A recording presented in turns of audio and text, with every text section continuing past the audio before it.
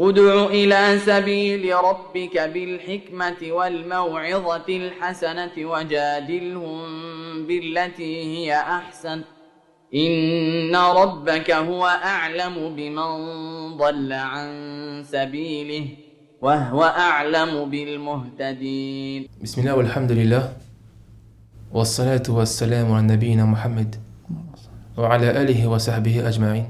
السلام عليكم ورحمة الله وبركاته. وعليكم السلام ورحمة الله وبركاته. حياك الله. وإياك. Mon frère, je te souhaite d'abord la bienvenue. مرحبا بارك الله فيك. Je suis honoré de te recevoir. De même. Et Inch'Allah, pour ceux qui nous écoutent, est-ce que tu peux te présenter? حياك الله. بسم الله والحمد لله والصلاة والسلام على رسول الله.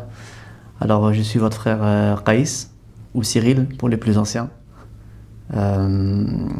J'ai la trentaine, je suis d'originaire de région parisienne, comme toi. Non. On ne se connaissait pas avant. Non. Et voilà. Alhamdulillah, alhamdulillah, hayek Allah. Enfin, pas avant le podcast, hein, mais avant Médine. Ah, en Médine.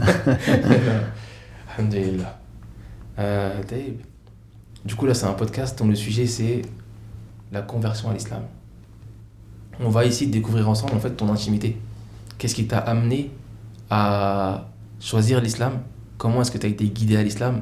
Quel a été tout ton parcours depuis ta plus tendre enfance jusqu'au moment où l'islam a enfin pénétré ton cœur, il est rentré dedans et alhamdulillah, tu es devenu musulman. Du coup, pour commencer, j'aimerais connaître ton enfance, comment tu as grandi. Est-ce que tu avais une religion? Est-ce qu'on t'a enseigné une religion? Est-ce que tu as été baptisé? Parce qu'on sait qu'en France, par exemple, beaucoup, justement, parmi les Français, de base, sont baptisés. Oui, quand même, si, ils sont quand même baptisés la plupart. Il y a beaucoup d'athées, mais pas tant que ça, finalement. Donc, j'aimerais savoir un peu plus sur la religion que tu as pu avoir ou non durant ton enfance. Alors, donc moi, je suis issu d'une famille chrétienne. D'accord. Mais j'ai pas été baptisé. Ok. J'ai pas été baptisé puisque mes parents m'ont laissé le choix en fait. D'accord, ok. Ils m'ont laissé le choix. C'était pas des gens qui voulaient imposer leur foi, mais c'était des gens qui voulaient que ce parcours se fasse de manière naturelle okay. et que leur enfant fasse ses propres choix, tu vois. Ok. Donc concrètement, en fait, moi, dans mon enfance, j'ai pas réellement eu de religion, bien que j'ai un héritage chrétien. Je suis allé à la messe, tous les dimanches on allait à la messe, je pense que tu connais l'histoire. Bien sûr, bien sûr.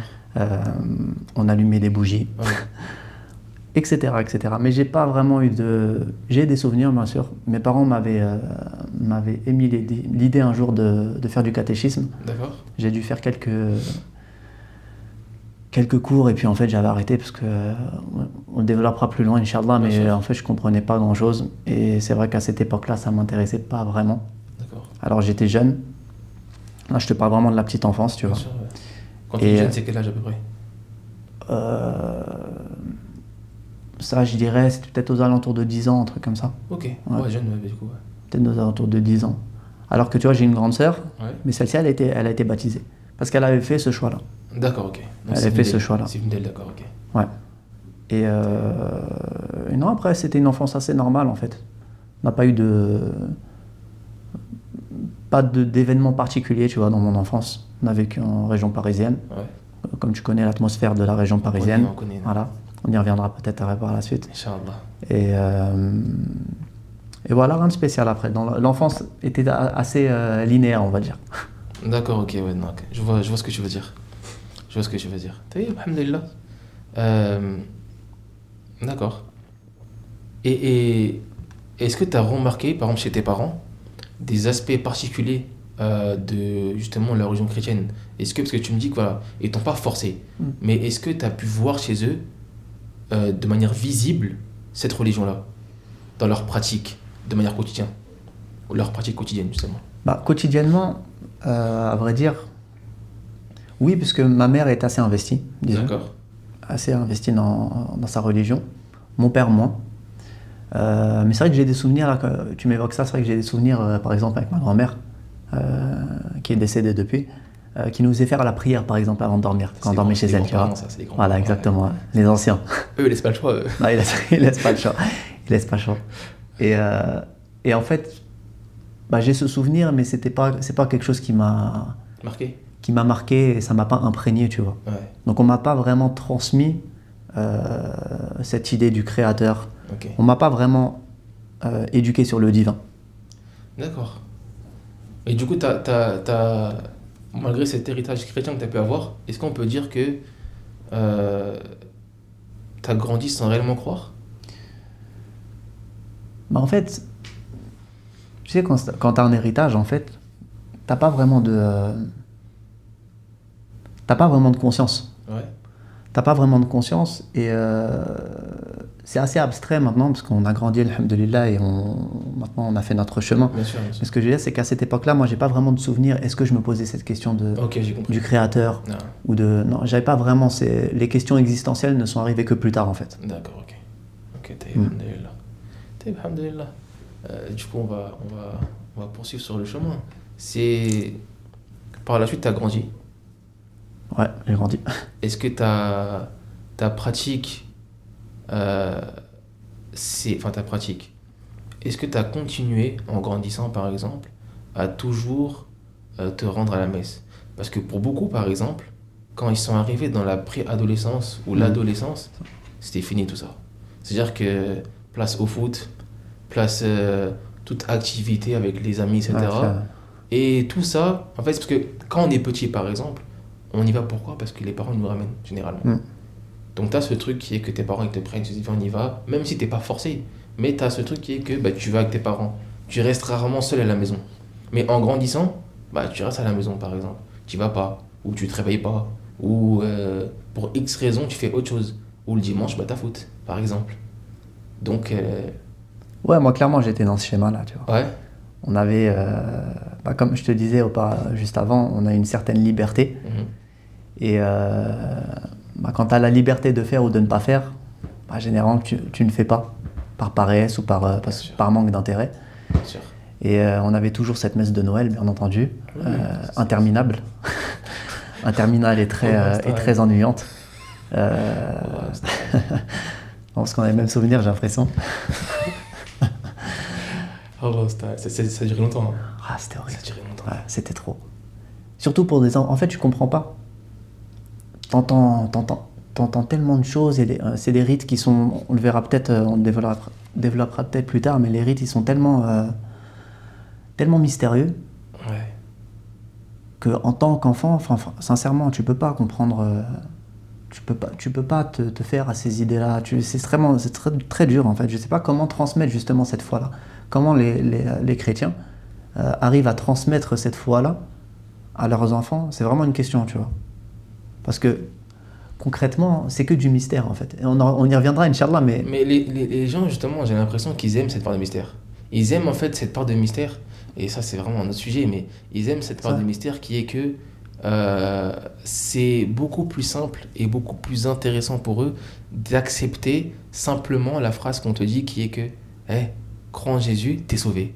C'est pas normal. Tout simplement. Et t'as pas à pratiquer. Ouais. T'as pas à faire telle ou telle chose. Pars du principe que t'acceptes de lui qu'il est ton sauveur comme il dit, ça y est, khalas, l'affaire est terminée. Fais tes péchés. Oui, c'est tout simplement ça. Fais tes péchés, fais ci, fais ça, c'est pas grave. Exactement. Et c'est plus simple.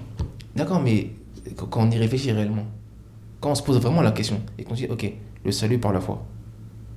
Mais du coup, à quoi bon? Quel est l'intérêt? C'est pas normal. Et en fait, quand tu réfléchis à tout ça, même, on pourrait même aller encore plus loin. Et de rentrer dans cette phase qui est que le sacrifice ultime,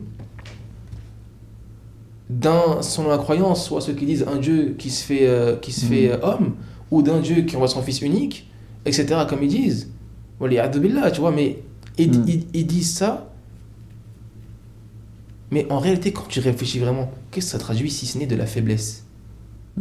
Quelle est cette faiblesse d'un supposé Dieu qui n'est pas capable de pardonner directement ses créatures, mais qui a besoin d'envoyer quelqu'un ou de s'envoyer lui-même afin de faire le boulot qui, au final, n'a pas réussi à faire? En fait, ça n'a pas de sens. Et c'est ça, justement. Quelqu'un qui cherche du sens, il peut pas accepter ces choses-là. Plus tu te questionnes, Plus tu te questionnes... plus tu t'éloignes. Exactement. C'est tout à fait ça. C'est pas un... Et on va revenir, Inch'Allah, dans le fil conducteur du podcast. J'aimerais savoir, Inch'Allah, au niveau familial, est-ce qu'il y a toujours eu vraiment une bonne entente ou... Parce que souvent, certains, justement, voient leur distance d'un point de vue religieux par rapport à la distance qu'ils avaient entre eux et leurs parents. Certains, quand ils s'entendent mal avec leurs parents, ils s'éloignent de ce que sont leurs parents, à savoir leur religion, etc. Est-ce que toi, tu as pu grandir dans un environnement justement où il y avait cette cohésion familiale, ou c'était différent? Non, moi, alhamdoulilah, on a eu une enfance, je dis on parce que je suis pas tout seul. Bien sûr. On a eu une enfance relativement sereine, calme, harmonieuse. On n'a pas eu de... J'ai vécu dans une famille entre guillemets saine, tu vois. D'accord. Alhamdulillah. Et dans ton parcours, c'est quand la première fois, on va dire, que tu as entendu parler de l'islam? Est-ce que tu avais des amis musulmans? Généralement, Paris, c'est commencé. Cosmopolite, on a absolument toutes les religions autour de nous, que ce soit en primaire, au collège ou au lycée, peu importe. Mais on ne fait pas forcément attention et on ne distingue pas les gens par leurs attributs religieux. On va en fait, on côtoie des gens, on sait qu'un tel est musulman, un tel il est ci, un tel il est ça, mais on ne sait rien de plus. On ne s'intéresse pas forcément à plus que ça. Donc toi, à quel moment est-ce que tu as su ce qu'était l'islam? Alors sincèrement, je ne saurais pas te dire à quel moment, tu vois. D'accord. Parce que c'est vrai on a vécu, et on continue toujours, mais on a vécu dans une telle inconscience face aux questions existentielles, face au devenir, face à ces choses-là, en fait, on n'avait pas de conscience. Et moi, finalement, cette idée de l'islam ou du christianisme ou d'autres choses, c'est pas des choses qui me préoccupaient à cette époque-là. Ça me préoccupait pas.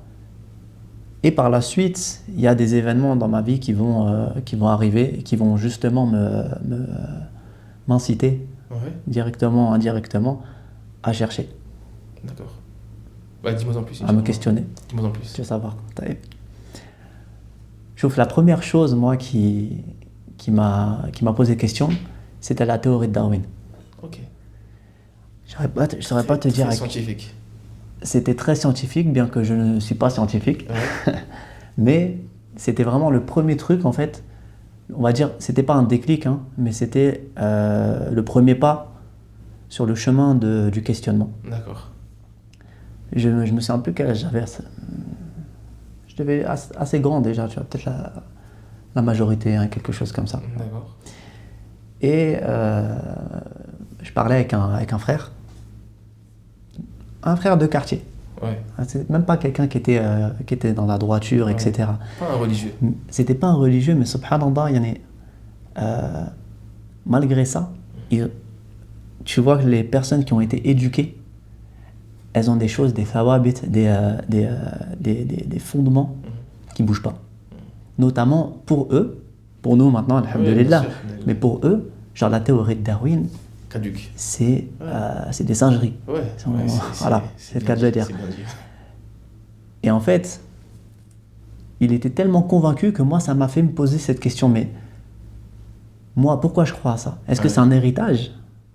Effectivement, c'était l'héritage. C'était simplement ce qu'on a appris à l'école. À l'école, que je répétais. Et en fait, j'avais pas vraiment de science sur cette question. Un héritage laïque.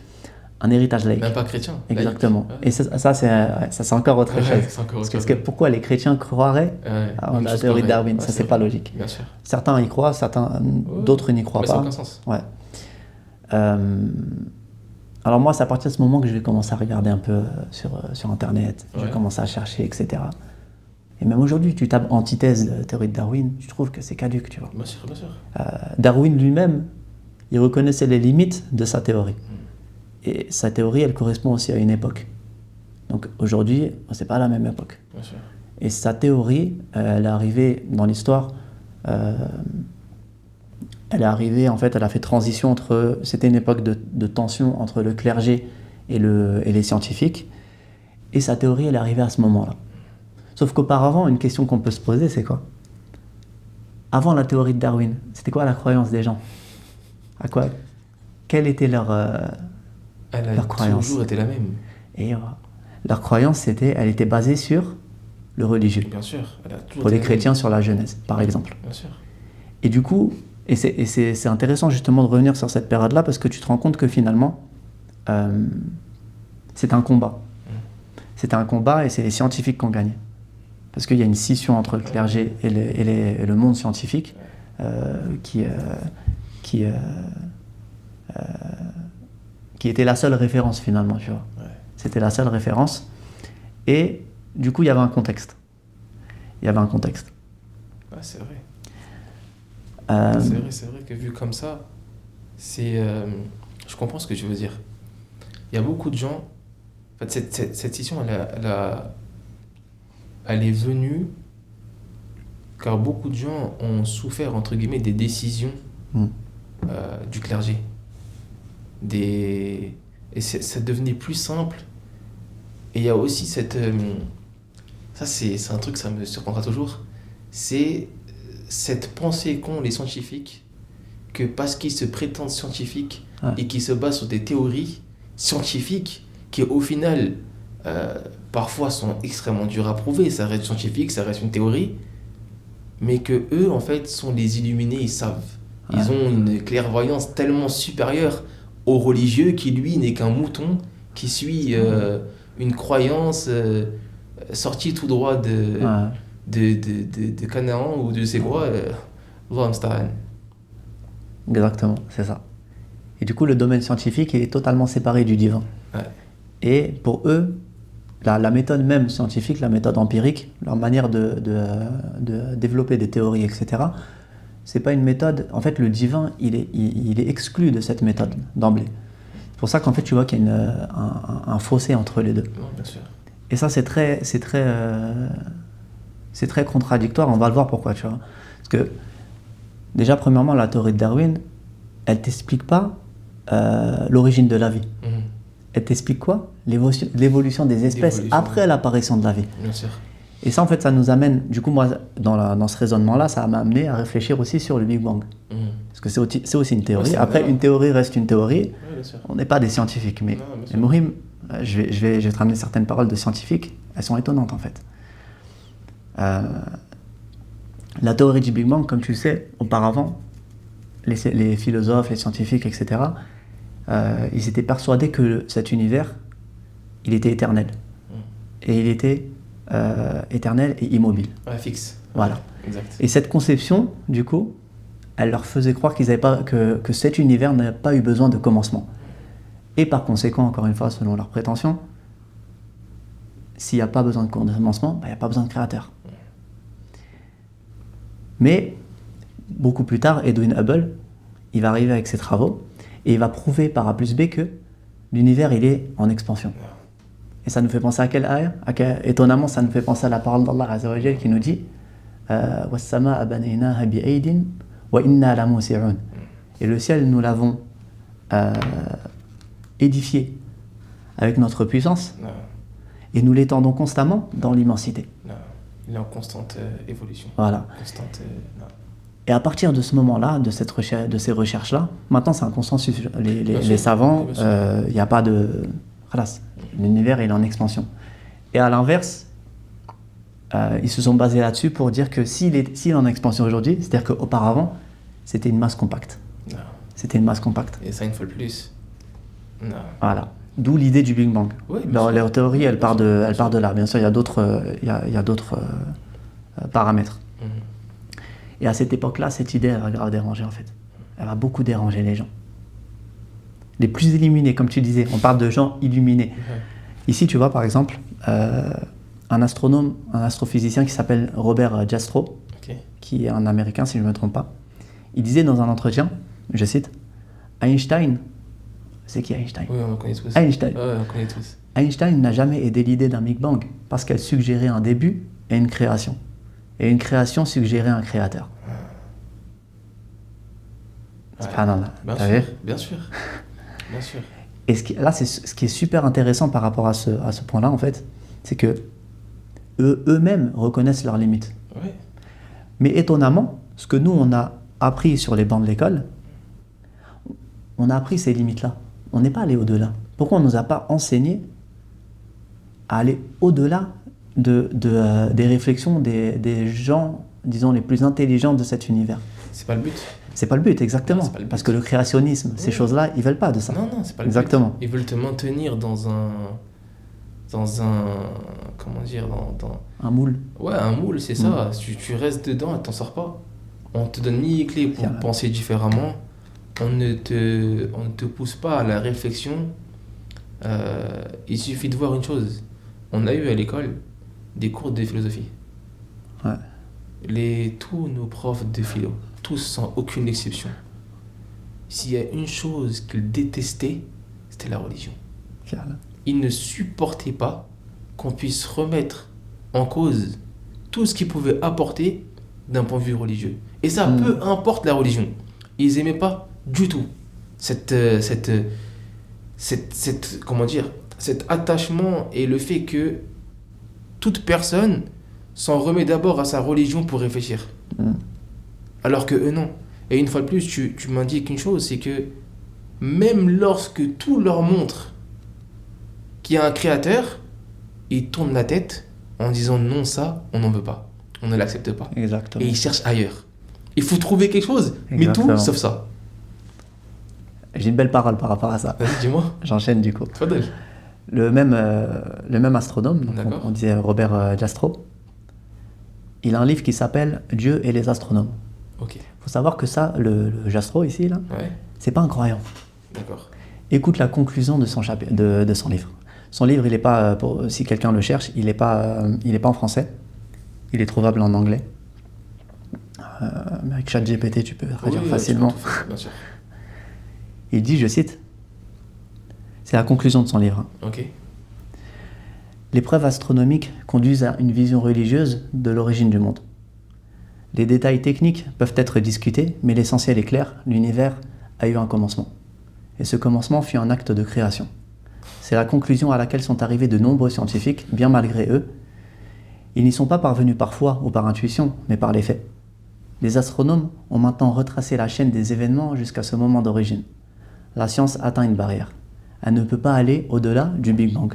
Encore une fois, c'est une théorie, tu vois. Bien sûr. Une théorie reste une théorie. Allahu a'lam ce qu'il en est vraiment.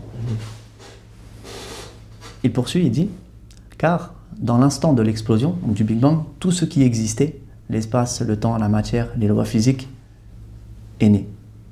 Avant cela, il n'y avait rien que la science puisse observer ou mesurer. À ce point, il semble que la science ne puisse plus nous aider. La science a fait tout ce qu'elle pouvait. Elle nous a conduits jusqu'au mur. Et au-delà de ce mur, il n'y a plus que la foi. C'est pas un croyant qui parle.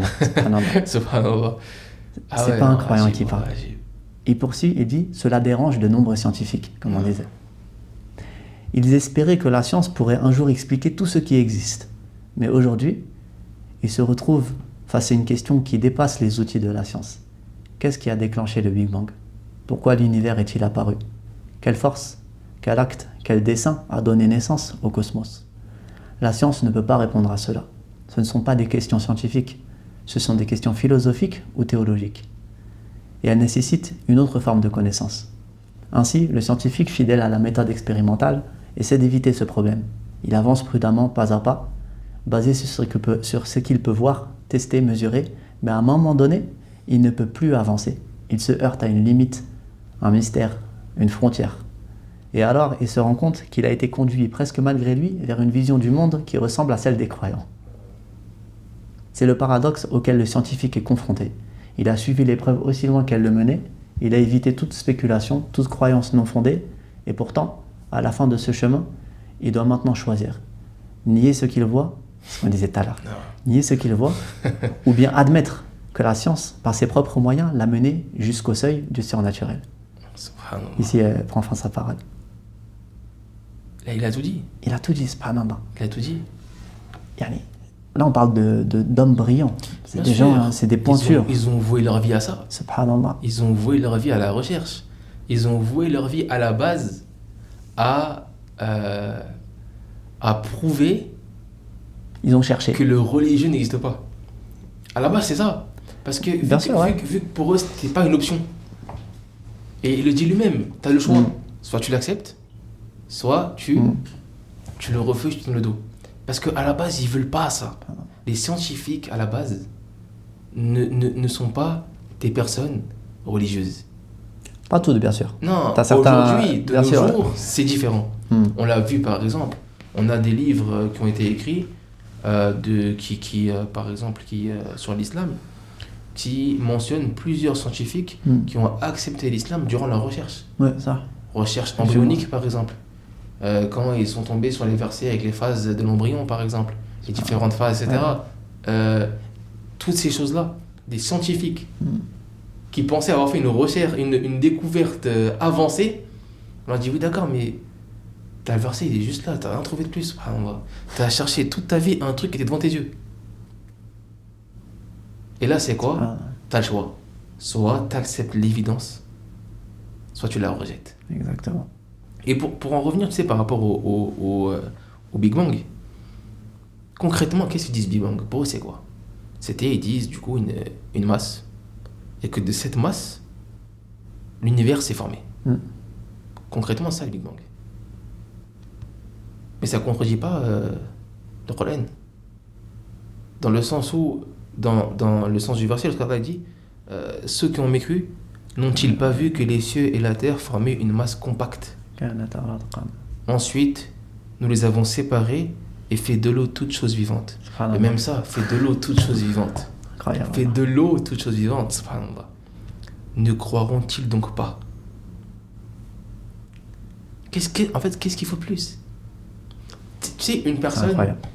Parce que souvent, tu sais, ces découvertes-là, que ce soit Big Bang, que ce soit ceci, cela, il y a des dates. Il y a des dates, et elles sont récentes, elles sont pas si loin que ça. Elles sont récentes, on parle de centaines d'années, c'est même pas... et pas plus de 300-400 ans. C'est vraiment récent. Mais là, on te parle d'un Coran qui est descendu dans un désert sur un homme illettré auprès d'un peuple qui était un peuple de mouchrik, un peuple qui est associé à Allah. Et toutes ces avancées-là, que même la science d'aujourd'hui n'est pas aussi avancée que le Coran. Même la science de nos jours n'est pas aussi avancée que le Coran, quand tu réfléchis réellement. Qu'est-ce qu'ils ont fait comme découverte où on peut dire « Ah, subhanallah, ils nous ont surpris ». Rien. Quelle découverte scientifique aujourd'hui peut te surprendre? Parce qu'aujourd'hui, toute découverte scientifique... Moi, il y en a une que j'aimais beaucoup. C'était par rapport aux trous noirs. Il mentionne que les trous noirs dans l'espace, qui sont des masses noires, Une sorte d'aspirateur de l'espace.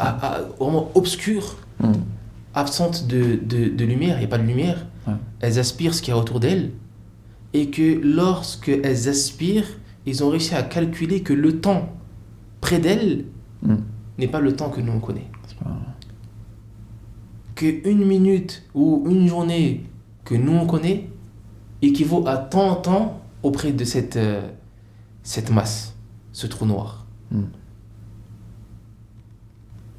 Tu penses à quoi tout ça? Tu penses au fait qu'Allah nous a mentionné que le temps que nous on connaît ici dans ce bas monde ne sera pas le même qu'on connaîtra, Inch'Allah, dans son paradis. En fait, il n'y a absolument rien qui t'impressionne et qui te dit « Oh, quelle découverte !» Celui qui médite sur le Coran, il ne peut pas être surpris par autre chose. Je ne sais pas si tu vois ce que je veux dire. Après, bien sûr, le Coran est aussi quelque chose qui est notoire, parce que certains peuvent tomber dans cette ambiguïté-là. C'est pas un livre scientifique. Non, bien sûr. Parce que certains peuvent c'est vrai. À parler de théorie, etc. C'est vrai. Le Coran, c'est le livre d'Allah Azza wa Jal. Sa parole. C'est sa parole, c'est sa révélation pour guider les hommes. Alhamdulillah. Et ce qui est étonnant dans le Coran, c'est qu'il s'adresse à tout le monde. Alhamdulillah. Il s'adresse aux scientifiques. Bien sûr. Il s'adresse aux marins. Il s'adresse à tout le monde. Toutes les catégories de gens. Et c'est pour ça que ce livre, il est incroyable, parce que n'importe quelle personne l'ouvre et le lit, il va avoir des endroits qui vont lui parler. Et peu importe D'autres l'époque. moins peut-être, mais tu vas toujours avoir une réflexion quand tu ouvres le Coran. Bien sûr. Même en français, bien entendu. Non, Genre, l'essence, nous aussi, l'essence, bien sûr. on a commencé à lire en français, on ne parlait Et pas encore l'arabe. ça nous a parlé. Et ça nous parlait déjà, Bien sûr. subhanallah. Qu'en est-il avec la langue qu'Allah Azza wa Jalla a choisie la pour son révélation, dernier prophète subhanallah. sallallahu alayhi wa sallam. C'est vrai. Ah, et ça, non, mais c'est vrai, voilà, Non. subhanallah, ça me fait sourire depuis tard, je fais que sourire tellement c'est évident en fait. C'est évident. Après, nous, bien sûr, aujourd'hui, on parle. Bon, là, on n'est plus dans le témoignage, là, du coup, mais on va y revenir, Inch'Allah. Mais nous, on parle en tant que bénillah croyant. Non. Mais c'est vrai que c'est tellement logique, en fait. Ouais. Et que tu as envie d'appeler les gens, de leur dire, mais enfin, ouvrez les yeux. Voilà ce qu'on vient de dire, ces paroles de pointure parmi les astronomes ou autre chose, si tu veux. Mais qu'attendez-vous pour lire ces recherches, pour ouvrir les yeux, Yarni? Non, bien sûr. Parce que là, on parle vraiment de rationalité, c'est-à-dire sois rationnel. Quand on t'amène devant le mur, c'est comme Robert Jastrow, Einstein, etc. C'est soit tu t'enfuis par orgueil, soit tu acceptes la vérité, si amère soit-elle. T'es dos au mur. T'es dos au mur. La vérité est amère pour beaucoup. Parce que, et ça, Inch'Allah, je vais le développer plus tard, mais certains ont peur du changement, il y a énormément de facteurs qui vont jouer là-dessus. Et ça, c'est important de réussir à décomposer ces choses-là, de sorte à ce que la personne, elle ne craigne pas les gens, elle soit sereine. Et là, l'islam, il t'appelle à tout ça. Et il t'aide. Non, bien sûr. Ouais. Alhamdulillah, on va avoir l'occasion de voir tout ça en détail, Inch'Allah. Du coup, moi, maintenant, j'aimerais savoir, est-ce qu'il y a eu un événement en particulier qui t'a éveillé, vraiment qui t'a éveillé vis-à-vis de l'islam? On peut dire qu'il a éveillé ta curiosité, mais non, vraiment qui t'a éveillé toi vis-à-vis de l'islam. Alors, si tu permets, je te mentionne quelques petits trucs juste avant. Bien sûr. Pour venir à cet événement-là. Parce que l'événement que je vais... Ça fait partie. Voilà, exactement. Il y a un parcours et on va pas brûler les étapes. Non, mais c'est ce que j'entends par la question, même si j'ai été... Ouais. Donc, comme on le disait, tu vois, c'est très paradoxal d'entendre les conclusions de ces savants que finalement, nous, on n'a pas entendu. On ne les a pas entendus à l'école, c'est pas des choses qu'on nous a enseignées, parce qu'on est dans une société qui est laïque, Bien sûr. capitaliste, individualiste. C'est ça. On veut pas... Le croyant dérange dans cette société. Le croyant dérange et c'est le seul finalement qui se pose les vraies questions. Pourquoi suis-je là? Vers où? Comment? Et ces questions-là, nous, cette société, elle vient pas nous faire nous pousser justement au questionnement. Et moi, à cette période-là, vers la majorité, etc., j'ai pas cette conscience-là, tu vois. On était inconscient, en fait. On était perdu dans... On errait à droite, à gauche, on n'avait aucun intérêt, en fait, pour ces questions-là. Parce qu'on est dans une société où le créateur, il a été mis de côté. Et quand le créateur il est mis de côté, c'est l'homme qui devient la référence. Et c'est lui qui décide ce qui est bon, ce qui est mal, ce qui est vrai, ce qui est faux. C'est vrai. Et le croyant, il s'y dérange. Parce que le croyant, il a un ordre au-dessus de lui. Il sait où il va, pourquoi il y va. Il sait que parfois il faut aller à droite, parfois il faut aller à gauche. Mais il n'a pas ce caractère moutonnier, disons, de suivre un modèle. Alors, bien sûr, tout le monde est différent, etc. T'es musulman, ça ne veut pas dire que t'es parfait, bien loin de là. Ah, bien sûr. Loin de là. L'islam, Mais le croyant, voilà, exactement. Mais le croyant, il est détaché. Ou au minimum, il va avoir la retenue dans cette course effrénée à ce bas monde, tu vois. La richesse. À la richesse ou d'autres.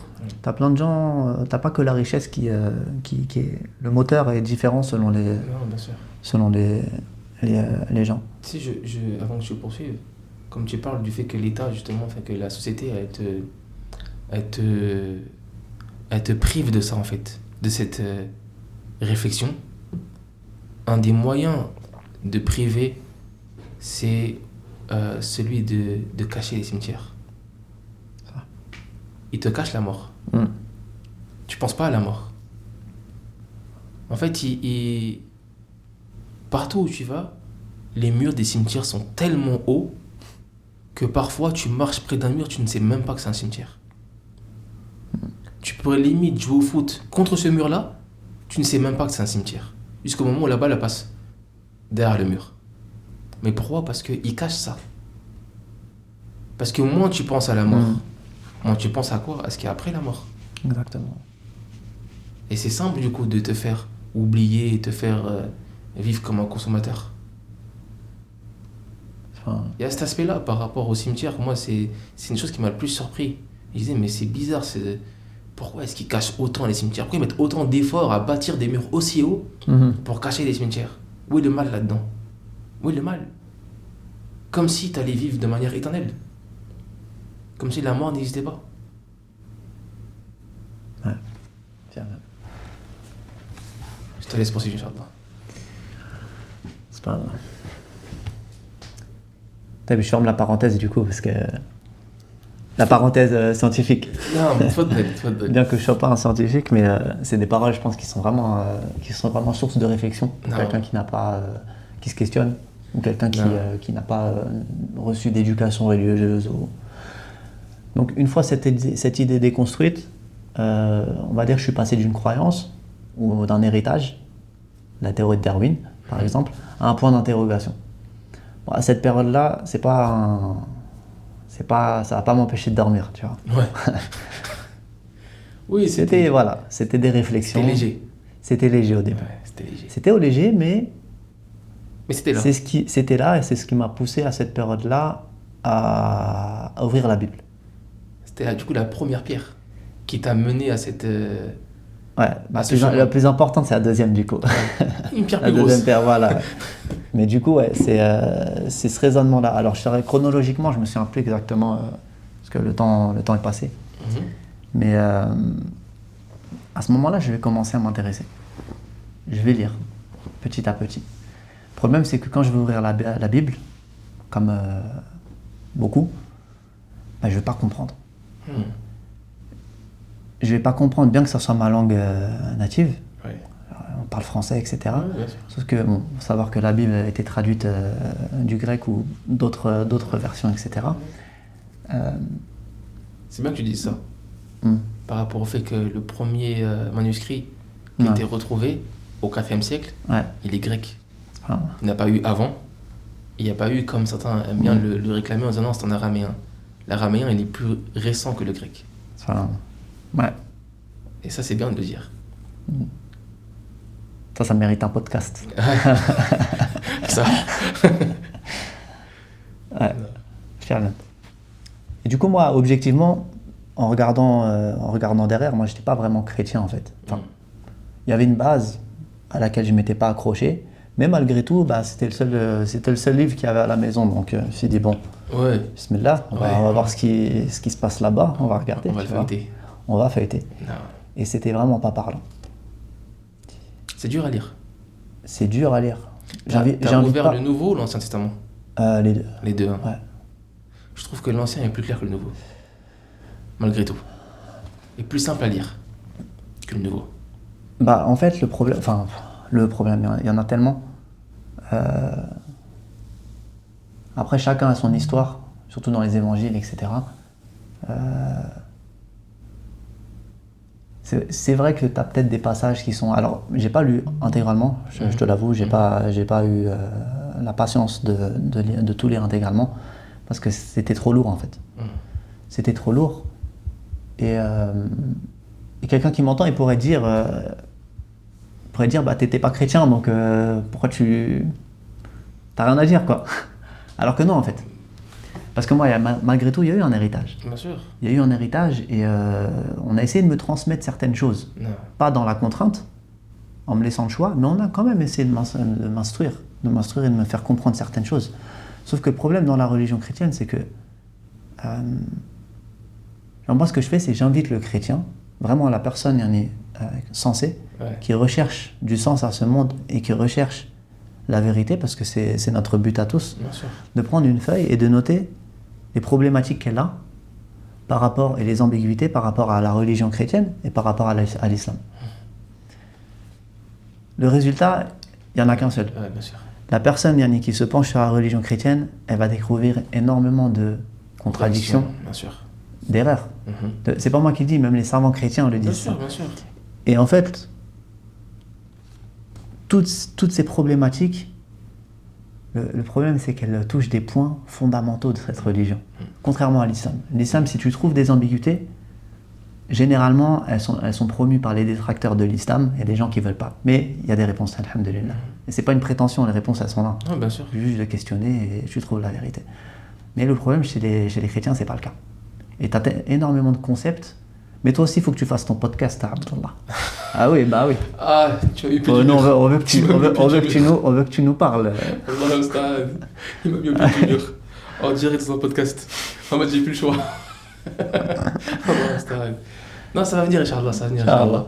Mais c'est bien, j'ai un beaucoup que je dis parce que parce qu'en fait, on se comprend, tu vois. Et ça me fait penser à beaucoup de choses. Que c'est vrai qu'il y a beaucoup de choses que même moi, j'ai à dire également, tu vois. Et c'est fou, subhanallah. C'est fou, wallah. C'est... Facile.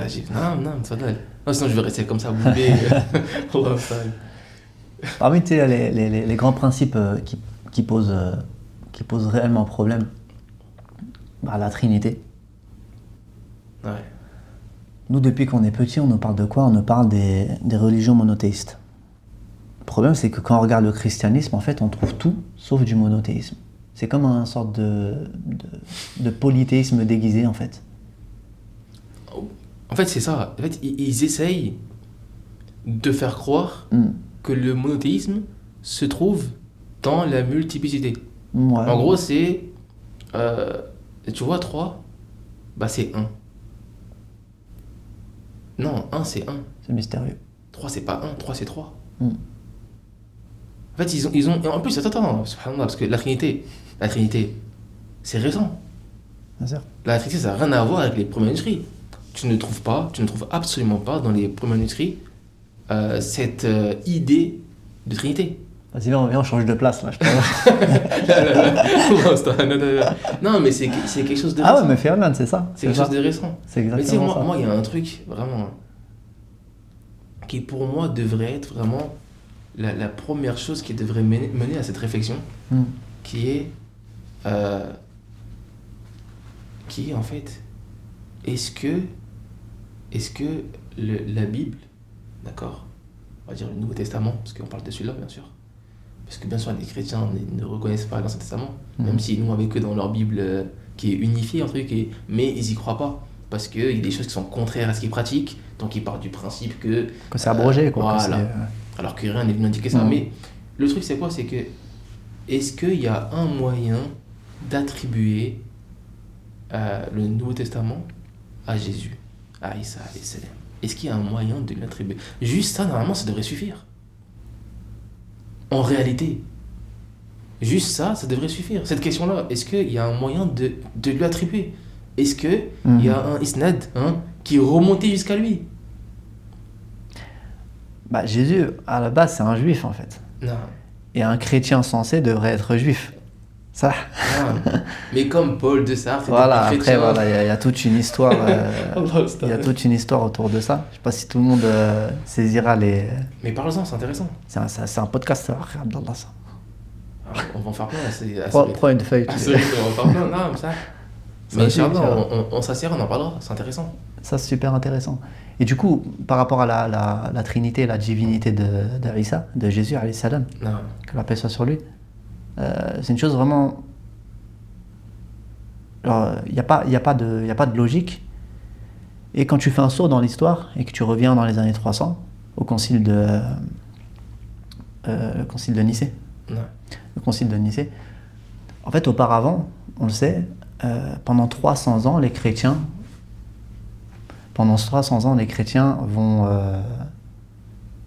mener leur vie, mais il va commencer à avoir des dissensions. des polémiques. Et ce qui est incroyable, c'est qu'à cette période-là, tu as un groupe de chrétiens qui croient que Jésus, c'est Allah, c'est Dieu, alors qu'un autre groupe de chrétiens, et ils ne sont pas peu nombreux, eux ont la certitude que Jésus, c'est un prophète. Et donc là, en fait,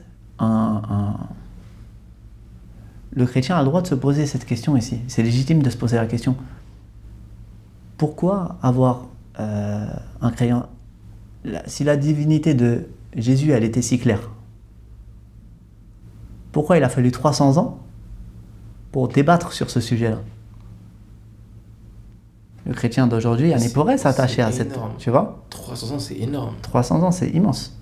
Et à cette époque-là, l'empereur de cette époque-là, il va réunir on va dire le clergé pour statuer sur la divinité ou non de Jésus. Sauf que cet empereur-là, qui s'appelait Constantin Ier, cet empereur-là, en fait, c'était un païen.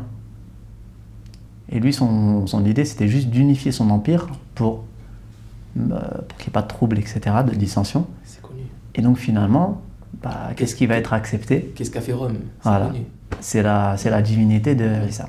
Bien sûr. Mais tous ceux qui n'ont pas accepté ce décret, qu'en est-il? Est-ce qu'ils sont chrétiens? Là, ils ne sont pas chrétiens? Là, on les range où? Aujourd'hui, est-ce qu'il y a un reste de ces gens-là? Tu sais, je les vois où? Témoins de Jéhovah. Les témoins de Jéhovah ne croient pas en la divinité de Jésus. Ils ont plein de problèmes. Hein. Mais pas celui-là. Hein? Armageddon, après. Ouais. Non, mais ils ont plein de problèmes. Ouais. Mais pas celui-là. Et c'est pour cette raison-là qu'ils ne sont pas considérés comme étant chrétiens. Par quoi? Par le christianisme. Simplement. Parce qu'ils n'ont pas accepté cette chose-là. Ils ont plein d'autres problèmes, hein, mais c'est important de le dire. Ils ont plein d'autres problèmes, mais pas celui-ci, précisément. Mais c'est celui-ci qui a créé cette séparation, du coup, entre eux et l'église romaine, l'église chrétienne catholique romaine. Du coup, c'est quand même chez des chrétiens, d'un chrétien à l'autre, entre le protestant, par exemple, et le catholique, entre l'évangéliste et l'orthodoxe, etc. Par exemple, ceux qui suivent le pape, par exemple, comme récemment, on sait que le pape est mort, etc. Qui suit le pape? Catholique. Pas les orthodoxes, pas les protestants. Le clergé, il est chez qui? Même côté, quand on voit toutes ces choses-là, en fait, c'est pas cohérent. Même quand tu regardes, tu sais, ils ont ce truc qui est cette abstention volontaire du mariage, par exemple. Et je ne rentre même pas ici pour parler de tous les malheureux incidents à quoi ça mène. Mais vraiment, pour rester dans ça, chez le protestant, rien à voir. Le protestant, il se marie. Le protestant, c'est un pasteur, il se marie. Et il a ci, il a ça. Ou même quand on rentre chez les mormons, qui eux aussi se disent chrétiens, qui eux pratiquent la polygamie, etc. En fait, j'ai l'impression qu'ils ont fait quoi? Ils ont pris un saladier, ils ont chacun mis leurs mains dedans, et ils ont pris ce qu'ils pouvaient, et ils sont séparés ainsi. C'est le résultat, tu vois, quand tu sais pas le... C'est fou. Quand tu sais pas la... Parce qu'ils veulent pas suivre. Tu sais, un truc qui m'impressionne aussi chez les chrétiens, c'est quoi? C'est cette manie, beaucoup plus aux USA qu'en France, parce que les évangiles, c'est beaucoup plus aux USA. Ça a été dû à tout ce qui est ségrégation, etc., ce qui fait que les Noirs n'étaient pas dans les églises, etc., et donc ils ont fait leur propre église, qui est que dans la même rue, tu peux avoir 3 églises évangélistes, ils vont chacun faire quoi? Ils vont chacun dire qu'ils ont reçu la visite de ce qu'on appelle l'Esprit Saint, qui est venu leur voir et qui leur a dicté des choses. Dans la même rue, 3 églises différentes, 3 choses différentes. Et pourquoi ne réfléchissent-ils pas?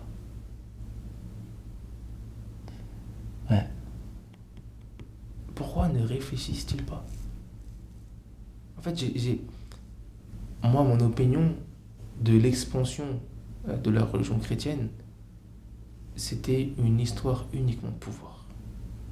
C'était, comme tu as dit au début, la soumission d'un État, unifier un peuple et le soumettre à tes ordres, etc. C'est ça. Mais après, du coup, je rebondis là-dessus. Ça, je rebondis là-dessus du coup, parce que il y a un lien clair entre le christianisme et le paganisme. Ça, c'est vrai, tu vois. Bien sûr.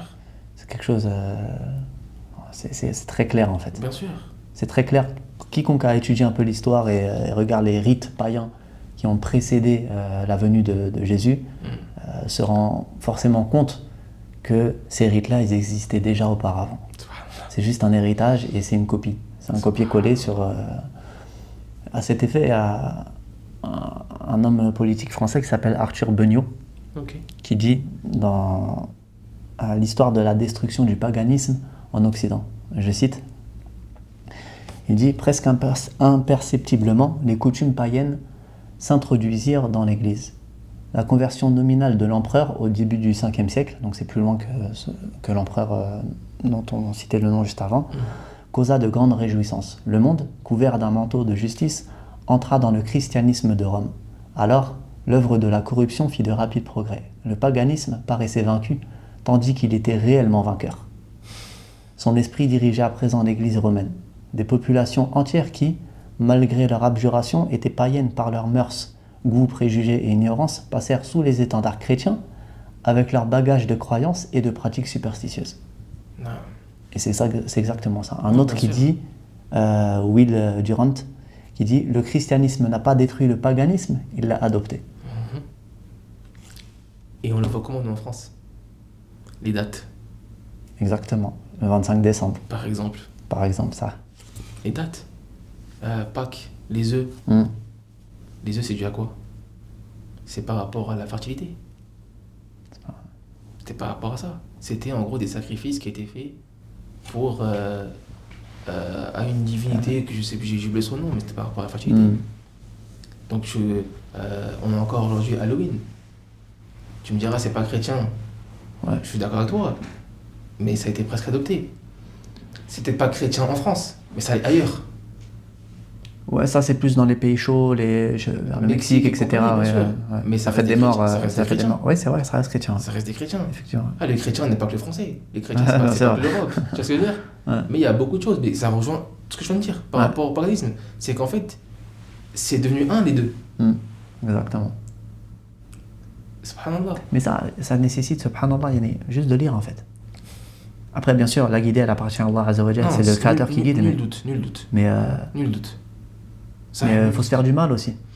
Il faut s'intéresser. Parce que tu peux pas te cantonner à un héritage en fait. Si tu te cantonnes à un héritage, généralement, surtout si tu te remets pas en question, tu risques d'aller droit dans le mur. Ça. Et c'est ce qui nous est arrivé à nous, tu vois, finalement. Parce qu'on s'est pas cantonné, on a essayé de rechercher. Pour ça, un chrétien, moi, sincèrement, il y a toujours une question entonnoir, tu vois, avec un chrétien. Tu lui demandes quels sont les prophètes en qui tu prêtes foi. Il va te répondre forcément tous les prophètes qui sont venus avant Isa, avant Jésus. Non. Sauf Mohammed, prophète de l'islam. Non. Très bien. Comment distinguer un prophète?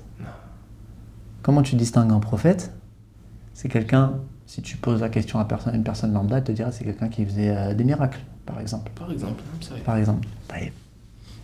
Dans ce cas-là, pourquoi ne pas croire en Mohammed, qui temporellement est la personne la plus proche de nous, et qui est venu avec des miracles et des miracles et des miracles. Ça, c'est encore c'est un sujet de podcast. Mais tu sais ce qu'ils disent, hein? Non, mais tu me lances des perches. Tu sais ce qu'ils disent à ça, subhanallah, et qui est surprenant, c'est qu'ils disent oui, mais l'islam est venu tant d'années après la religion chrétienne, après l'évangile. Ouais, mais l'évangile est venu tant d'années après la Torah. En fait, c'est débile comme réflexion. C'est vraiment la leur. Hein. Ils disent ouais, mais regarde, la religion chrétienne, elle a 2000 ans, alors que l'islam, il a que 1400 ans. Donc, ok, bah dans ce cas-là, judaïsme. Si le but c'est ça, dans ce cas-là, judaïsme. En fait, la réflexion n'a aucun sens. Mais vraiment, c'est leur réponse à ça. Bah, tu suis une révélation en fait, tu suis pas, tu suis pas une date ou tu suis pas. Non, mais c'est vrai, c'est parmi c'est parmi les problèmes qu'on rencontre, qu'on voit. Et du coup, moi je me dis, mais toi, du coup, en fait, quand tu as commencé à te poser toutes ces questions, à voir la Trinité et tous ces sujets-là, en fait, comment est-ce que tu as... J'ai Qu'est-ce qui s'est passé, en fait j'ai fermé la Bible en fait. J'ai fermé la Bible et il y avait un ami à moi, Jazakallah khairan. Ça a été une grande cause dans mon cheminement. Qui avait un Coran chez lui Non. et qui me l'a passé. Il m'a demandé, il me l'a passé. Taïb. Et j'ai commencé à lire. Non. Et puis là, Tout est plus clair. là c'est comme un puzzle en fait, subhanallah. À partir de ce moment-là, ce livre il était rentré dans ma vie en fait. Tout est Tu doute vois. s'efface. Tout n'est pas parti d'un coup en fait, Ouais. mais c'est un cheminement. Ouais, bien sûr. Tu peux pas demander à quelqu'un d'épouser une foi du jour au lendemain, bien que ça arrive, Ouais. mais chacun a son cheminement. Et moi pour le coup, c'est à partir de ce moment-là que ça a commencé, tu vois. Taïb. Ensuite, quelques temps plus tard, chronologiquement, franchement, je me souviens plus du tout. J'ai un ami qui est décédé. Ok. C'était un ami d'enfance. D'accord. Il a eu un accident de moto. Ouais. Et c'était une période de notre vie où on pensait pas à la mort. Tu en parlais de la mort au début du podcast. Parce qu'encore une fois, on était dans une société qui nous invite pas à penser à ça. Non, on voit ça loin. La mort, pour nous, elle est loin. Voilà, Jusqu'au moment où exactement. elle nous touche. Et on avait 21 ans, je crois. Ouais, on avait 21 ans. Et en fait, là, c'était une grosse claque. C'était une grosse claque. Je me souviens que j'étais en Slovénie à cette époque-là. Ah ouais. J'étais en voyage scolaire, Ok. universitaire, Ok. en voyage commercial. Et j'arrive en Slovénie, on m'appelle, on me dit Julien, il est mort. Je dis, wow. Je suis venu tout blanc. Ah bah ouais, tu m'étonnes. Je savais plus où j'étais. Et c'était un choc parce que vraiment, tu vois, quelqu'un à qui tu étais attaché, bien que cet individu-là, je le voyais plus trop, mais c'était quelqu'un avec qui j'étais dans mon enfance, tu vois. Ouais. Et ça a été un revers en fait. Et pendant ce voyage scolaire, subhanallah, il y avait beaucoup de musulmans dans ma classe. Et c'était tombé le jour de Ashura. Ou le lendemain ou le surlendemain, c'était le jour de Ashura. Donc le jour où Allah, Azza wa Jal, il a sauvé Moïse de son peuple, Non. de Pharaon. Et c'est un jour que les musulmans ils jeûnent. Et je les ai vus en train de s'apprêter pour jeûner, etc. J'ai dit, mais moi aussi je veux jeûner. J'étais pas musulman encore. Ouais, mais c'était... Je me dis, mais là en fait j'avais un creux spirituel. T'avais un besoin. Et leur jeûne il a fait écho en moi en fait. Ah, subhanallah. Tu vois. Subhanallah. Et je me souviens d'un frère qui priait dans ma chambre. Subhanallah. Ajib. Il priait devant moi. Tu vois, il faisait sa prosternation, etc. Et ça me paraissait tellement beau, tellement simple, tellement profond et tellement logique. Bien que j'étais pas encore musulman, mais je sais pas pourquoi, subhanallah, il y en a à cet instant-là, genre mon cœur, il a commencé à se rapprocher vraiment, tu vois. Et là, je commence. C'était l'ouverture. Là, c'est vraiment tout ce que j'ai cité auparavant, c'était des réflexions seulement. Ouais. Et Là, à c'est partir de ce l'ouverture. moment-là, c'est vraiment le moment où Allah subhanahu wa ta'ala il m'a facilité, tu vois. Alhamdulillah. Ajib. Dans les moments, un des moments les plus sombres, du coup. Bah, sombre, ouais, c'est un moment, Non, c'est un moment compliqué, La quoi. perte d'un proche, Ouais, quand t'es pas habitué à faire face à la mort, c'est ça. c'est dur. Et généralement, quand je dis sombre, je veux dire détresse. Mm. C'est un moment où tu te poses tellement de questions Exactement, c'est ça. que tu te sens seul, Mm. tu sais pas vers qui te tourner. C'est pas mal. Et c'est le moment où Allah il t'a montré la voie. Voilà. Calme. Ajib, voilà. Subhanallah. Je suis rentré en France, Ouais. et l'enterrement, Ouais. moi je te raconte pas C'était dur, tu vois. Ah, j'imagine. bien Le sûr. son de sa mère qui criait, etc. Mesquina. Ouais. Et, Ah, subhanallah. et ça, c'était au mois de, si je me trompe pas, ça devait être au mois de septembre, octobre. Ok. Et en janvier, je me suis converti. Ça a tout accéléré. Ouais. Subhanallah.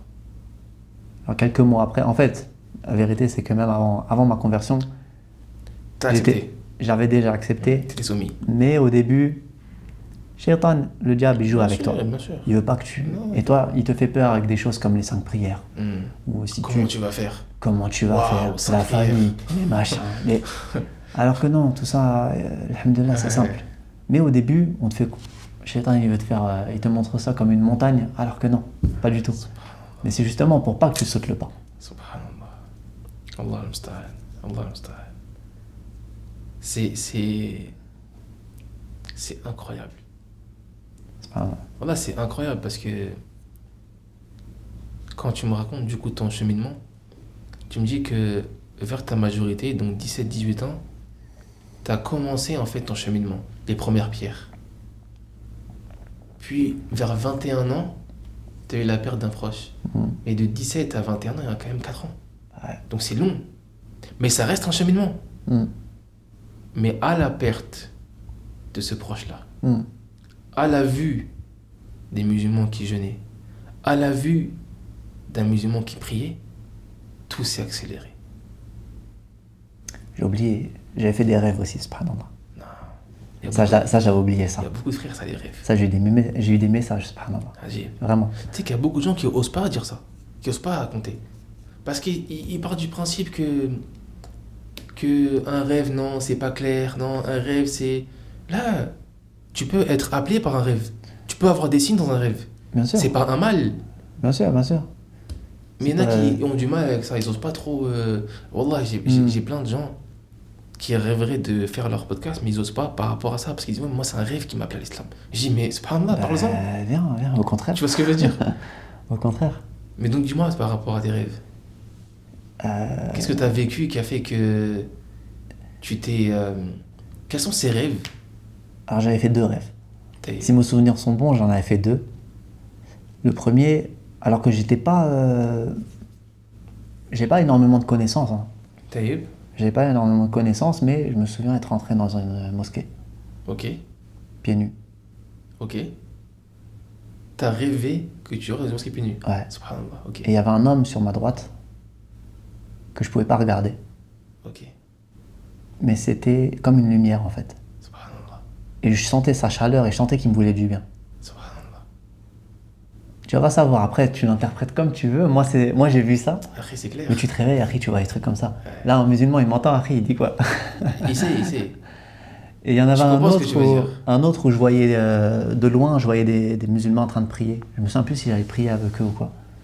Alors qu'à ce moment-là, je connaissais pas vraiment la prière. C'était des choses qui étaient encore c'était un peu abstraites, etc. bien sûr. Tu vois.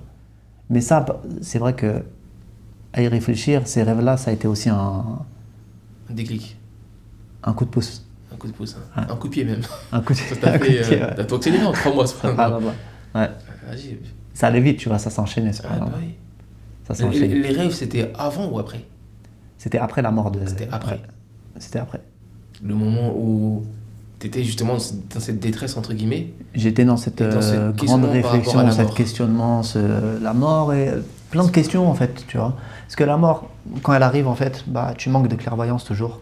Ah, bien sûr. Et t'as pas le recul nécessaire pour avoir... T'as pas toujours la clairvoyance, disons, de... avoir les bonnes réflexions, etc. Mhm. Mais alhamdoulilah, je les ai eues. Alhamdulillah. Wallah, alhamdulillah. Subhanallah. Non. Wallah, c'est ajib. Du coup, mais comment s'est passé parce que tu m'as dit, voilà, il y a eu ce moment où tu as accepté. Mais tu avais encore le diable qui essaie de te tourner, de te dire non, c'est pas la bonne voie, te faire peur par rapport, comme tu as dit, par rapport aux prières, etc. Mais ça, c'est le moment où tu as accepté. Mais il y a le moment où tu t'es converti. Hein. Comment ça s'est passé? Qu'est-ce qui t'a mené Qu'est-ce qui s'est passé qui t'a mené entre le moment où tu as accepté et tu t'es converti? Comment ça s'est passé? Alors moi, je me suis converti chez moi, tu vois. Non. Je suis Pareil. je suis pas allé à la mosquée. J'étais pas très à l'aise à cette idée-là. T'as été Enfin, appris ou pas? Après, j'y suis allé, tu vois, mais je suis pas. Pareil. Mais je suis pas allé devant tout le monde, devant l'image. Non, genre j'étais pas à l'aise accessoirement, et c'était une nouvelle. C'est un nouveau monde en fait. Bien sûr. c'est une nouvelle communauté, Bien sûr. c'est des nouveaux frères, c'est des Bien nouvelles sûr, bien sœurs. sûr. Tu t'as pas de... T'as de la retenue au début. Bien sûr. Et c'est un peu compliqué, tu vois, tu débarques. Tu te sens pas à ta place. Tu te sens pas à ta place alors qu'au contraire, Bien sûr. tu es à ta place. Mais tu te sens étranger tout ça. Au début, tu as l'impression d'être un intrus. Ouais, Alors que c'est non, au vrai, contraire. c'est vrai. Et les Non, gens, ouais, ils t'accueillent, les gens t'accueillent bras ouverts, au contraire. Mais malgré ça, tu te sens étranger. C'est ça. Ah, subhanallah. Ouais, Après, c'est allé relativement vite puisque j'ai appris. En fait, moi, je voulais apprendre à faire la prière avant de vraiment rentrer dans le vif du sujet, tu vois. D'accord. Donc tu as appris à faire tu la vois prière ça, est-ce avant que- ton témoignage. Ouais. Ok. Ouais. Et ça me fait même me rappeler qu'une nuit, subhanallah, tu vois là, les souvenirs qui reviennent Non, en parlant. non. Une nuit, j'étais dans ma chambre. Moi, j'étais encore jeune du coup, mais je lisais ce fameux Coran que le frère Khairan, il m'avait Non. passé. Et je me souviens avoir lu des versets sur l'enfer. Et à ce moment-là, genre je me disais, Taïb, là, si ce que je suis en train de lire c'est vrai, je suis cuit. Ça. Ah, mais clairement. Voilà. Ah, mais y a pas de doute. Et là, Oui, oui. je me suis prosterné. Subhanallah. J'ai pas l'eau d'eau, j'ai rien, je connais pas tout ça, tu vois. Ouais. Mais là, j'ai lu le truc, ça m'a tellement pris en fait. Ça m'a tellement pris. Et n'importe quelle personne sensée, yani, si tu sais que tu as une religion qui, clairement, bon, pour nous, on connaît alhamdoulilah, mais qui clairement est la vérité, comment une personne sensée, elle peut se laisser le luxe de ne pas prendre de temps, d'étudier cette religion, alors que cette religion même, elle te promet soit un paradis, soit un enfer. C'est-à-dire qu'il y a un moment, tu dois te stopper cette dunya. Tu dois te dire, mais attends, faisons une pause. Laisse-moi 2 semaines, 3 semaines, 1 mois, 2 mois, 1 an, que je réfléchisse, parce que là, la promesse, elle est sévère. Tu peux pas rester dans une inconscience comme ça. C'est sévère. Ça. C'est soit l'un, soit l'autre. C'est soit l'un, soit l'autre. Après, voilà, Il n'y a pas de doute là-dessus. c'est pas- C'est soit l'un, soit l'autre. Et ça, voilà, je me souviens de ça, du coup, ça m'avait... Tu t'es rendu à l'évidence. Après, tu vois, c'est plein de petits éléments qui, tous mis bout à bout, Non, non, bien sûr. Mais tu t'es rendu à ont fait l'évidence. sauter le pas. Voilà. Voilà. Subhanallah. Après, la conversion en soi, après, toute la partie famille, etc. Ouais, bien Tu- sûr, tu non, faut vas- en parler, Tu mais vas me questionner, voilà. mais j'ai pas le choix. J'ai pas le choix, faut que je te cuisine. Non, parce que tu sais, une conversion, c'est pas uniquement une expérience que tu vis toi, mais c'est une expérience que vit aussi ta famille, malgré eux. Tu les impliques dedans, sans qu'en vrai ils aient rien demandé. Et le problème, il est où? Il est que, du coup, par cette cause-là, soit ils réagissent très bien, soit ils réagissent mal. Généralement, c'est rare qu'il y ait un entre deux. Généralement, c'est l'un ou l'autre, mais t'as des parents qui sont plus cool, on va dire. Mais malgré tout, c'est quelque chose, En fait, à partir du moment où tu les impliques dedans, bah, tu es obligé d'en parler et te dire, en fait, ok, comment est-ce qu'eux l'ont vécu?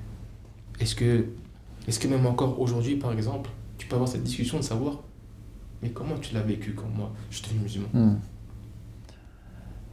Bah, moi, alhamdoulilah, mes parents, ils étaient au milieu, on va dire. Au milieu. Au milieu, plus ou moins. Le cas que j'ai dit qu'il n'y avait Après- pas, c'est toi qui l'as. Après, chouf, c'était en 2014, d'accord? Non. Ça fait 10 Ah, ans. c'était Ça fait 10 ans. C'était pas la meilleure époque. C'était pas du tout la meilleure époque. Au contraire. Donc, on a eu d'autres difficultés. Non, bien sûr. On n'a pas eu que la conversion en vérité. Non, Parce mais- que quand tu te convertis, quand quelqu'un qui s'est converti à cette époque-là, il y avait un bagage derrière. Il y avait des événements, Bien il y sûr. avait la Syrie, il y sûr. avait tous Mais ces c'est- gens qui partaient. Tu sais que jusqu'ici, tous ceux à qui je parle, Ouais. c'est la même période. pas Mais normal, qu'est-ce tu qui vois. s'est passé, subhanallah? Agib, Incroyable. qu'est-ce qui s'est passé à ce moment-là? Ouais.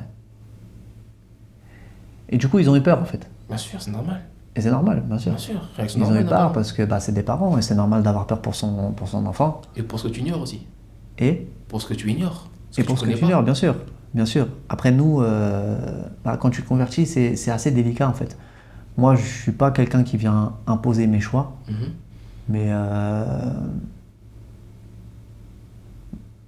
mais tu es toujours obligé d'imposer certaines choses. Ah, t'es ferme. T'es ferme, mais après, il y a des choses qui en soi ne sont pas. Bon, c'est pas la fin du monde, quoi. Tu vois, tu manges plus de cochon, tu manges plus de cochon, Harry, c'est pas grave, tu vois. Quoi, t'as arrêté le cochon? Je me souviens, la première, pour l'anecdote, quand mes parents ils ont su que j'avais cette réflexion-là, Ouais. ma mère elle a fait un truc avec des saucisses, tu vois. Ouais. Et j'avais dit non, je mange pas. T'as fait un vrai plat. Voilà. Sauf que j'aurais dit non. C'était le frère. test. C'était le test. C'était pour voir si t'allais. Je sais pas si c'était un ça test, réfléchir ou mais pas. j'avais pas mangé. Ah ouais. J'avais dit. Et là, ils se sont non. dit. Ils se sont dit, tu penses à devenir musulman? J'ai dit, peut-être. Subhanallah. Subhanallah. Mais du coup, t'en as parlé avec eux durant ton vivant? Non. C'est vraiment quand c'est venu que. Non, c'est vraiment quand c'est venu, parce que à ce moment-là, moi je pensais aussi que c'était mon cheminement personnel, tu vois. Ouais. Après réflexion, c'est vrai que j'aurais pu et j'aurais dû pas forcément consulter pour demander l'avis, mais consulter par sagesse, tu vois. Non. Par sagesse et par considération pour Et nos parents. ça, c'est ce qui nous manquait justement. La sagesse. Voilà, mais ça, n'importe quel converti avec qui tu parles, je pense que au début, on a tous fait des erreurs. On a tous ce regret-là. Voilà. Et on en a fait beaucoup des erreurs. Bien sûr. C'est pas Bien sûr. forcément des erreurs avec du recul qui sont graves, mais Non, c'est. des fois, c'est des choses qui ont été, je pense, assez dures. On est peut-être rentré un peu trop dans le tas. Peut-être qu'on manquait de maturité. Ah, c'est ça aussi. Ouais. On était jeunes après, tu vois, 21 ans. Et les hommes sont moins matures que les femmes au même âge. Ouais. On manquait de maturité par rapport à beaucoup de choses. Et c'est ce qui a pu conduire justement à ce qui est des tensions, ce qui est des incompréhensions, ce qui Ouais, est des c'est vrai. non-dits. C'est ça. En vrai, c'est triste, mais en fait, on en parle aujourd'hui parce que, à tête reposée, avec toutes les années qui sont passées, tu peux y repenser maintenant. Mais en réalité, sur le moment, en fait, c'était pas possible de penser comme ça. C'est ça. T'avais une religion dans laquelle tu venais de rentrer, et malgré tout, avec ce qu'il y avait autour comme événement, t'étais pris pour cible, alors que t'avais rien à voir avec ce pourquoi on te, entre guillemets, on te ciblait, ce qu'on te reprochait. Tu croyais pas en ces choses-là. Tu pensais pas comme ces gens-là ont pu penser. Mais on t'associe à eux malgré toi. Donc t'as été sur quoi? La défensive. Et quand t'es sur la défensive, tu dialogues pas. Exactement. C'est ça. Voilà. Voilà. C'est triste, mais c'est vrai. Après, alhamdoulilah, voilà, t'avances. Non, bien sûr, T'avances et c'est avec le temps, Inch'Allah, que tu arrives à ouvrir des dialogues qui étaient jusque-là fermés, que tu arrives à dialoguer avec ceux qui te sont chers et qui n'ont pas forcément compris tes choix de vie à un moment donné, Non, mais qui sont malgré tout, moi pour ma part, alhamdoulilah, aujourd'hui, tout va bien, tu vois. alhamdulillah. Tout va bien. Après, voilà, il y a toujours des incompréhensions, il y a toujours des choses qu'ils n'acceptent pas. Après, nous, on a épousé quelque chose de plus grand que tout, en fait. C'est au-dessus de tout ça. C'est au-dessus de tout ça. C'est-à-dire que, malgré tout l'amour que tu peux porter à un père ou à une mère, Ta foi, elle est inébranlable. ta foi, elle est inébranlable. Tu peux pas... Et on vante pas nos mérites à la place Non, rien d'Allah à subhanahu wa ta'ala, mais Bien vraiment, sûr. tout ça, en fait, c'est que quelques heures et c'est fini. Donc, accessoirement, on n'a pas vraiment le temps de tergiverser. Non, mais cette foi-là, elle est au-dessus de nous. Exactement. Elle est au-dessus de ce qu'on aspire à être. En fait, c'est au-dessus de tout ça. C'est au-dessus de tous tes projets, toutes tes envies, tout. Ah. En fait, c'est le but de ta création. t'as été créé pour ça. Même si tu n'y crois pas, c'est le cas. Allah musta'an. Non, c'est... Même parfois, tu sais, quand tu réfléchis à... On parlait tout à l'heure par rapport à la mort. Et que ça a été justement ton déclic. La mort d'un proche. Quand tu réfléchis à la vie, le fait que tu naisses, que tu vives et que tu meurs. Si t'as pas compris la raison de tout ça, ta vie elle est vide de sens. Certains pensent qu'une fois morts, ils vont juste servir de nourriture aux asticots ou je ne sais quoi. Ou il y a ceux qui vont aller dans d'autres délires, qui vont penser, qui vont devenir un oiseau, une colombe ou je ne sais quoi. Mais quand tu regardes bien, si tu vis juste pour vivre, et que t'es mort pour avoir vécu, t'es mort pourquoi? Ici, après, le tout, c'est de se poser les bonnes questions, tu vois.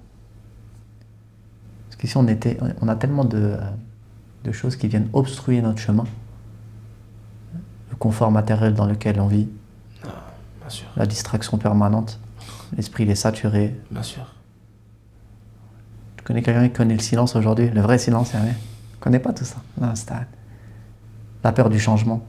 Non. Et ça, là, les points là que j'ai, c'est que ça, c'est récurrent en fait, avec n'importe qui. Le confort matériel, la distraction, la peur du changement, l'orgueil. Bien sûr. On en parlait tout à l'heure. La pression sociale. La pression sociale, là, tu peux en parler. Bien sûr. Surtout ça. Surtout ça. Parce que ça implique de grands changements. Exactement. Changement au niveau du travail, au niveau des amis. De tout, c'est un changement radical en fait. C'est quelque chose de violent. Et tu fais pas ça pour... tu fais pas ça pour... par ostentation ou... Parce que moi, par exemple, on m'a fait ce reproche-là, tu vois. D'avoir coupé avec certaines personnes, d'avoir... Parce que ça t'es meilleur, c'est ça? Bah, on te l'a moi, reproché. ou je sais pas, est-ce qu'il y avait cette idée-là vraiment, tu vois. Moi, je me suis jamais senti meilleur qu'un autre. Mais en fait, t'épouses autre chose. C'est-à-dire que t'es une nouvelle personne. Bien sûr. T'es une nouvelle personne et toi, tu vas pas couper les liens avec des gens de manière brute. En fait, ça va se faire au fur et à mesure, tu vois. C'est-à-dire qu'il y a des relations que tu avais auparavant qui n'ont plus vraiment lieu d'être parce que on n'a plus les mêmes centres d'intérêt, on n'a plus les mêmes discussions, on n'a plus les mêmes, on va plus aux mêmes endroits, on est différents en fait. Et puis la différence, tu vois. Après, faut pas chercher trop loin. Comme l'adage dit, qui se ressemble s'assemble. Donc à partir du moment où les ressemblances disparaissent, et c'est pas de la méchanceté ou au contraire. Non, mais parce que ça, en fait, on l'entend. Je pense que je suis pas du tout le seul à l'avoir entendu. T'es pas le seul. Voilà. T'es pas le seul. On attend ton podcast. Et il recommence. Non, t'es pas le seul, mais je te comprends. Ouais. En fait, je vis ta peine, entre guillemets, ou je vis ton... Enfin, tu m'as compris. Je vis ce que t'as pu vivre. Je comprends ce que t'as pu vivre. Ça m'émeut dans le sens où les mots que tu dis, en fait, je les vis. Non, mais c'est vrai, wallah, tu vas avoir des reproches sur des choses, alors que toi, tout ce que tu veux, c'est te rapprocher au Seigneur. Tu veux juste, en fait, t'améliorer, devenir une bonne personne, réussir à adorer ton Seigneur comme il te l'a commandé. Et ce cheminement, te mène à quoi? Il te mène forcément à te rapprocher de personnes qui peuvent t'aider à ça. Exactement. Et de t'éloigner de celles qui t'en éloignent. C'est pas contre eux, c'est pour toi. Et c'est égoïste en fait de t'empêcher de faire ce que tu veux faire pour toi, pour eux. C'est égoïste. Ça veut dire que tu dois être ce que eux ils veulent que tu sois pour eux. Ton opinion, tu dois rester enfermé dans ce modèle-là, en fait. Ouais, dans l'image qui sont de toi. Exactement. Ne change pas, reste comme tout le monde connaît. Alors que non, tu vois.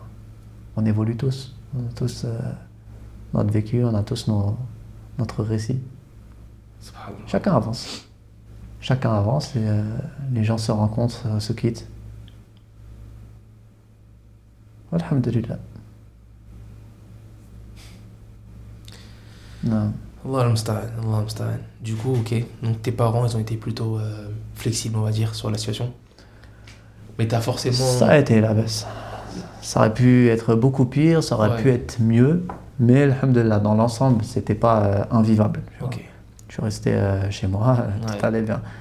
Mais après, je suis parti. Il fallait. Je suis parti. Je suis Pour parti ton en... bien.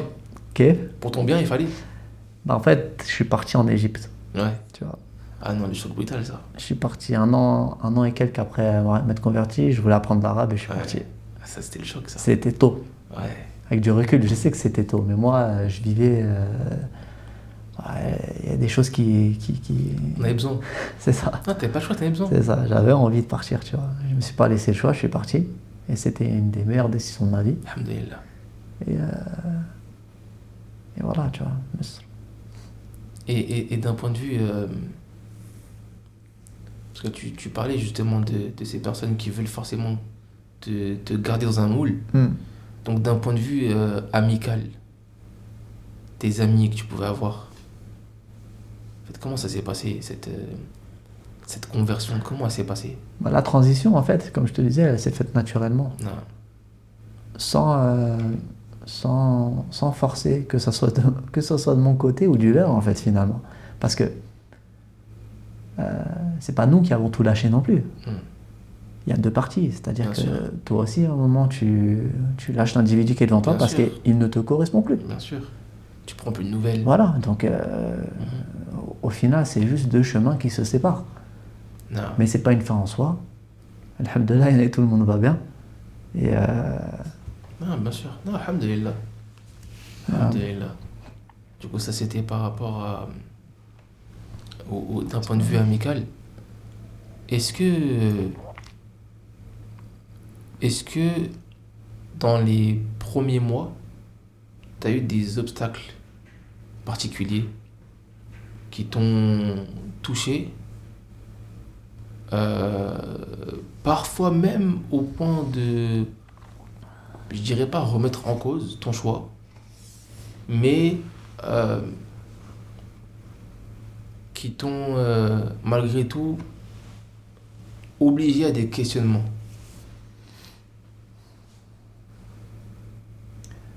quand tu te convertis, tu as plein de questions. Tu as plein de questions. Moi, c'est ce qui m'a poussé à cette période à commencer à apprendre, tu vois, à emprunter ce chemin. Bifadlillah, on n'a jamais eu de doute, tu vois. Parce que quand j'ai pris cette décision, c'était une décision qui était réfléchie, qui était posée, qui était faite en toute connaissance de cause. Et j'ai pas eu de vraies difficultés, disons, les premiers mois. La difficulté la plus grande, ça a été plutôt quand j'ai pris mon envol, en quelque sorte, tu vois, que je suis parti.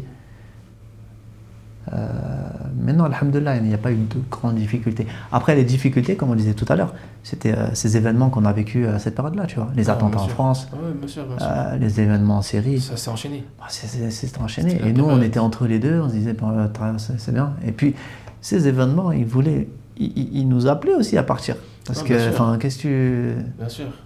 C'était compliqué à vivre. Je me souviens, je travaillais à cette époque-là. Tu sentais la pression, tu vois, les gens qui te regardent, etc. Parce que tu commences à Ouais, laisser ils pousser te ta doutent de toi, barbe, ils te etc. voient Et comme un ennemi. tu oh, doucement, quoi, En calmez-vous. fait, ce qui est dur, tu sais, c'est quoi? C'est que la conversion à cette époque-là, elle est dure par rapport à ce que tu viens de citer. Mais en même temps, tu sais, j'en parlais avec un frère, c'était pas. Bon, c'est mon opinion, hein, mais j'ai le sentiment que c'était, d'un point de vue de la prédication en France, c'était la meilleure période. Il y avait des cours dans toutes les mosquées. Il y avait, après chaque prière, quasiment, Maghrib et Aïcha, il y avait des cours. Les 2 dernières prières du soir, il y avait des cours. C'était, pour moi, la meilleure période. Pour ma part et pour beaucoup de frères, quand on en parlait, etc., c'était une période où, tu sais, on a vécu des choses. dans l'apprentissage, en fait, c'était les premiers moments où tu avais ce miel savoureux que tu goûtais et que tu disais, waouh, c'est donc ça apprendre. Tu sais, quand tu t'es assis à la mosquée pour ton premier cours, et ben c'était cette période-là. C'est-à-dire que malgré tous les méfaits qu'on a vécu à ce moment-là, d'un point de vue de l'État, d'un point de vue des médias, qui depuis cette période-là, n'ont pas cessé d'augmenter leurs attaques contre les musulmans. Jusqu'à aujourd'hui, Logique. ils n'ont pas cessé. Chose étonnante, les conversions ne font qu'augmenter. Ah, C'est vrai, c'est vrai, c'est paradoxal. ça n'arrête pas. Et les pics, Hmm. ils sont toujours après quoi? Après un événement où ça ne parle que d'islam. Que d'islam. Incroyable. Ça accuse d'islam, ça ne parle que d'islam. Et derrière ça, les gens s'interrogent Hmm.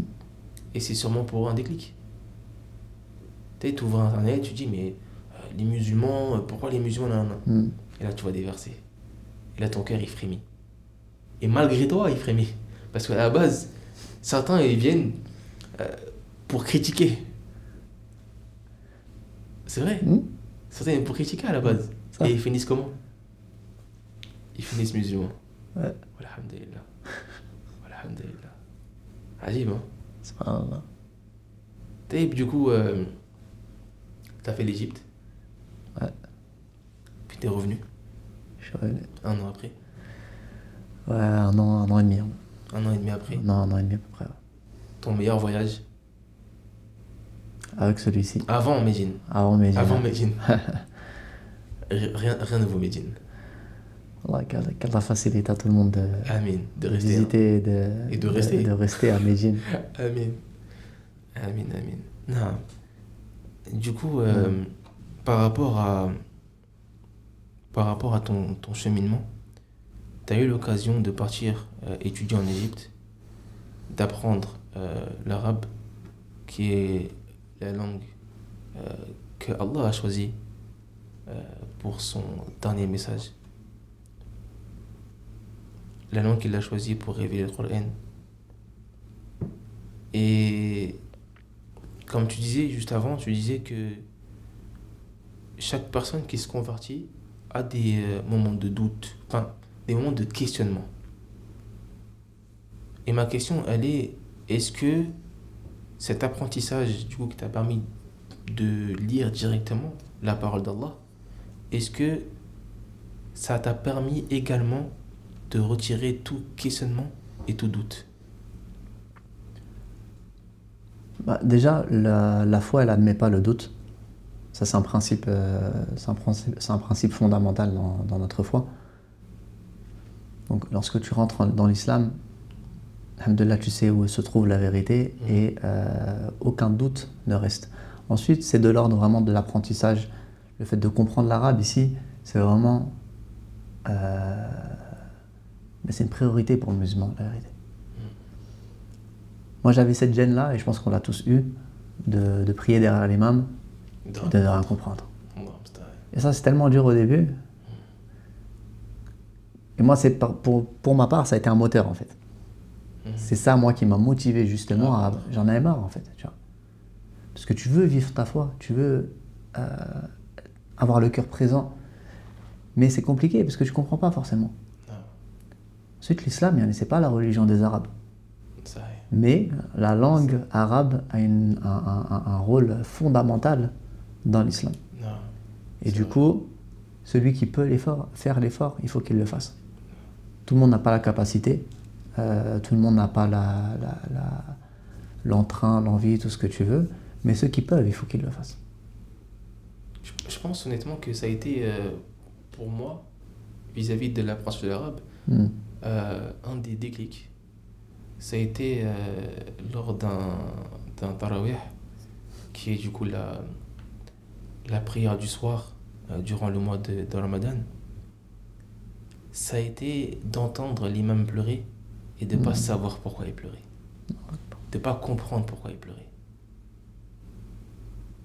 Et ça, en fait, je me suis dit, waouh. Tu te retrouves à avoir les larmes aux yeux sans savoir pourquoi. Et là, tu te dis, mais tu te sens hypocrite. Tu Tu dis, mais j'ai les larmes aux yeux parce qu'il pleure. Mais je ne sais même pas pourquoi est-ce que lui, il pleure. Je ne sais pas qu'est-ce qu'il a récité comme verset qui l'a amené à pleurer. Et moi, je me retrouve derrière, également à ressentir ce que lui, il ressent, sans savoir pourquoi. Et en tant que musulman, comme tu as dit, hein, on doit en fait faire cet effort d'apprendre l'arabe. On doit faire cet effort. Ouais, c'est même pas une question de volonté. C'est un devoir en soi. C'est un devoir. Et comme tu as dit, ça n'a absolument rien à voir avec les Arabes. Ça n'a rien à voir avec les Arabes. Ce n'est pas une question de oui, mais c'est la religion des Arabes. Non, c'est pas le cas. C'est pas le cas.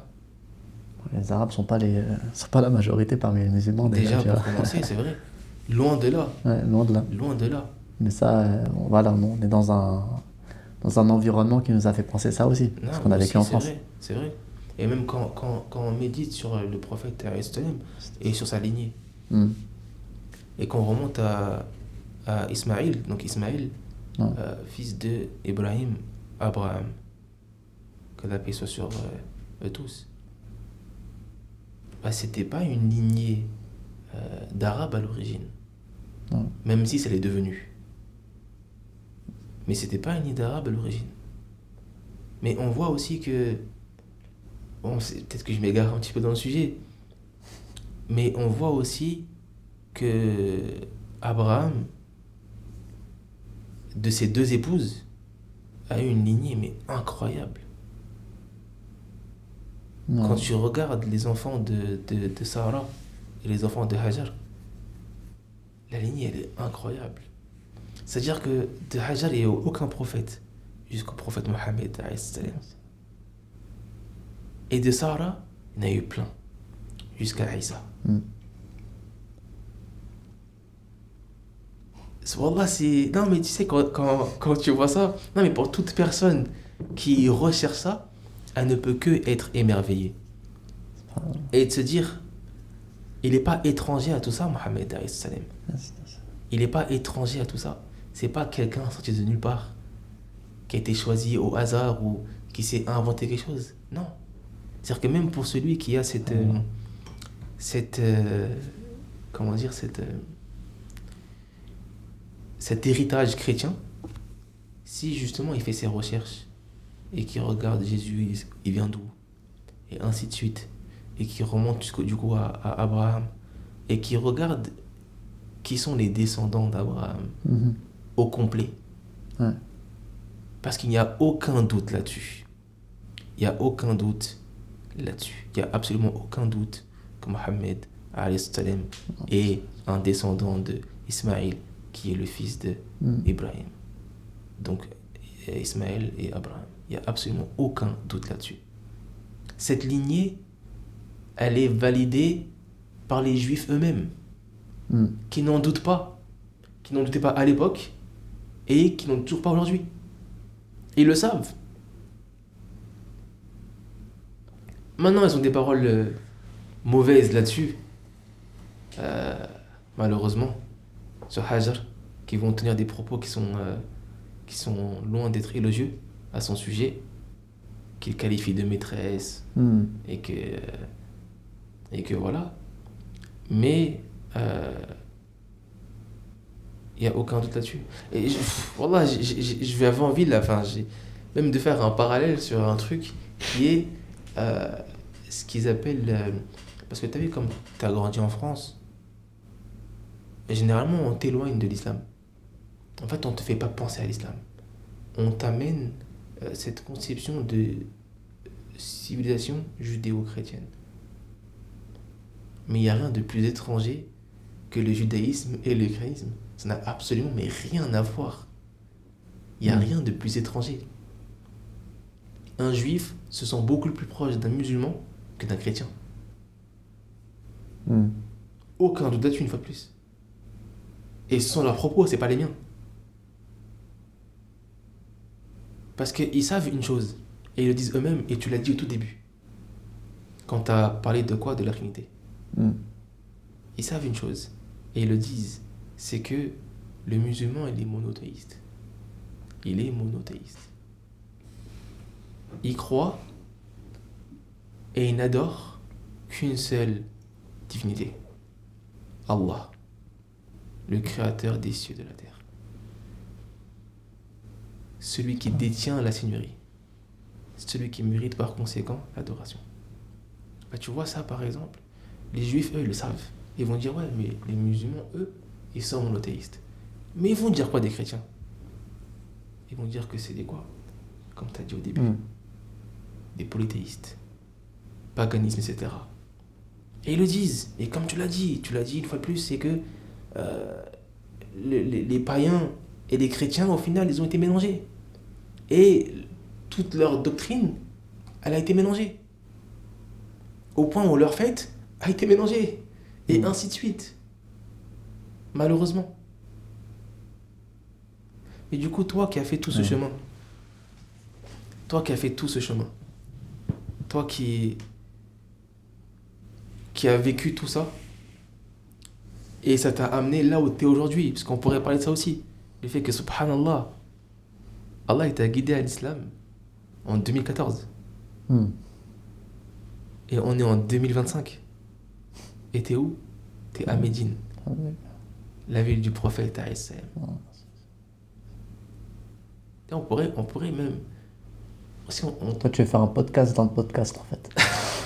Non, mais si on t'avait dit ça à l'époque, en vrai, moi j'invoquais déjà à l'époque. Je demande à Allah Azza wa Jal j'étais tombé sur la affaire de Omar. Par rapport à Médine. Ouais, par rapport à Médine. Je demandais à Allah Azza wa Jal de me faire mourir à Médine. Subhanallah. Qu'Allah te l'accorde. Amen. Subhanallah. Ajib. Ouais. Subhanallah. Tu sais, il y a beaucoup de gens qui cherchent la vérité. Comme toi, comme moi, on l'a cherché à une époque. Comment est-ce que tu pourrais conseiller ces personnes-là? Wallah, moi je pense que je suis persuadé même que la plupart des gens, ils ont besoin de très peu pour accepter l'islam. Le problème, c'est nous. Le problème, c'est que les gens sont cantonnés à une image, à ce qu'on leur envoie dans les médias ou autre part, et que finalement, il y a beaucoup de gens qui ignorent totalement les principes fondamentaux de l'islam. Et quand tu parles, quand tu échanges, tu te rends compte que les gens ils sont dans une ignorance folle et que les questions existentielles dont on parlait tout à l'heure, ils n'ont aucune connaissance de ces choses-là, tu vois.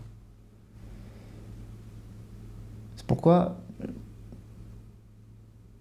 nous, on doit être des mains tendues vers ces gens-là, tu vois. Comme nous, on a eu besoin, un moment, de mains tendues vers nous, et on doit être exactement de la même manière donné. Être miséricordieux, être généreux. Toutes ces valeurs, en fait, qui sont les valeurs de l'islam. Que les gens, en fait, sont tellement aveuglés par rapport à tout ce qui se passe, par rapport à tout ce qu'ils entendent, que c'est compliqué. C'est compliqué, mais malgré tout, les gens rentrent dans l'islam, comme on disait tout à l'heure. Ouais. Les gens rentrent dans l'islam, ils ne cessent de rentrer dans l'islam. Qui pleuve ou qui vente.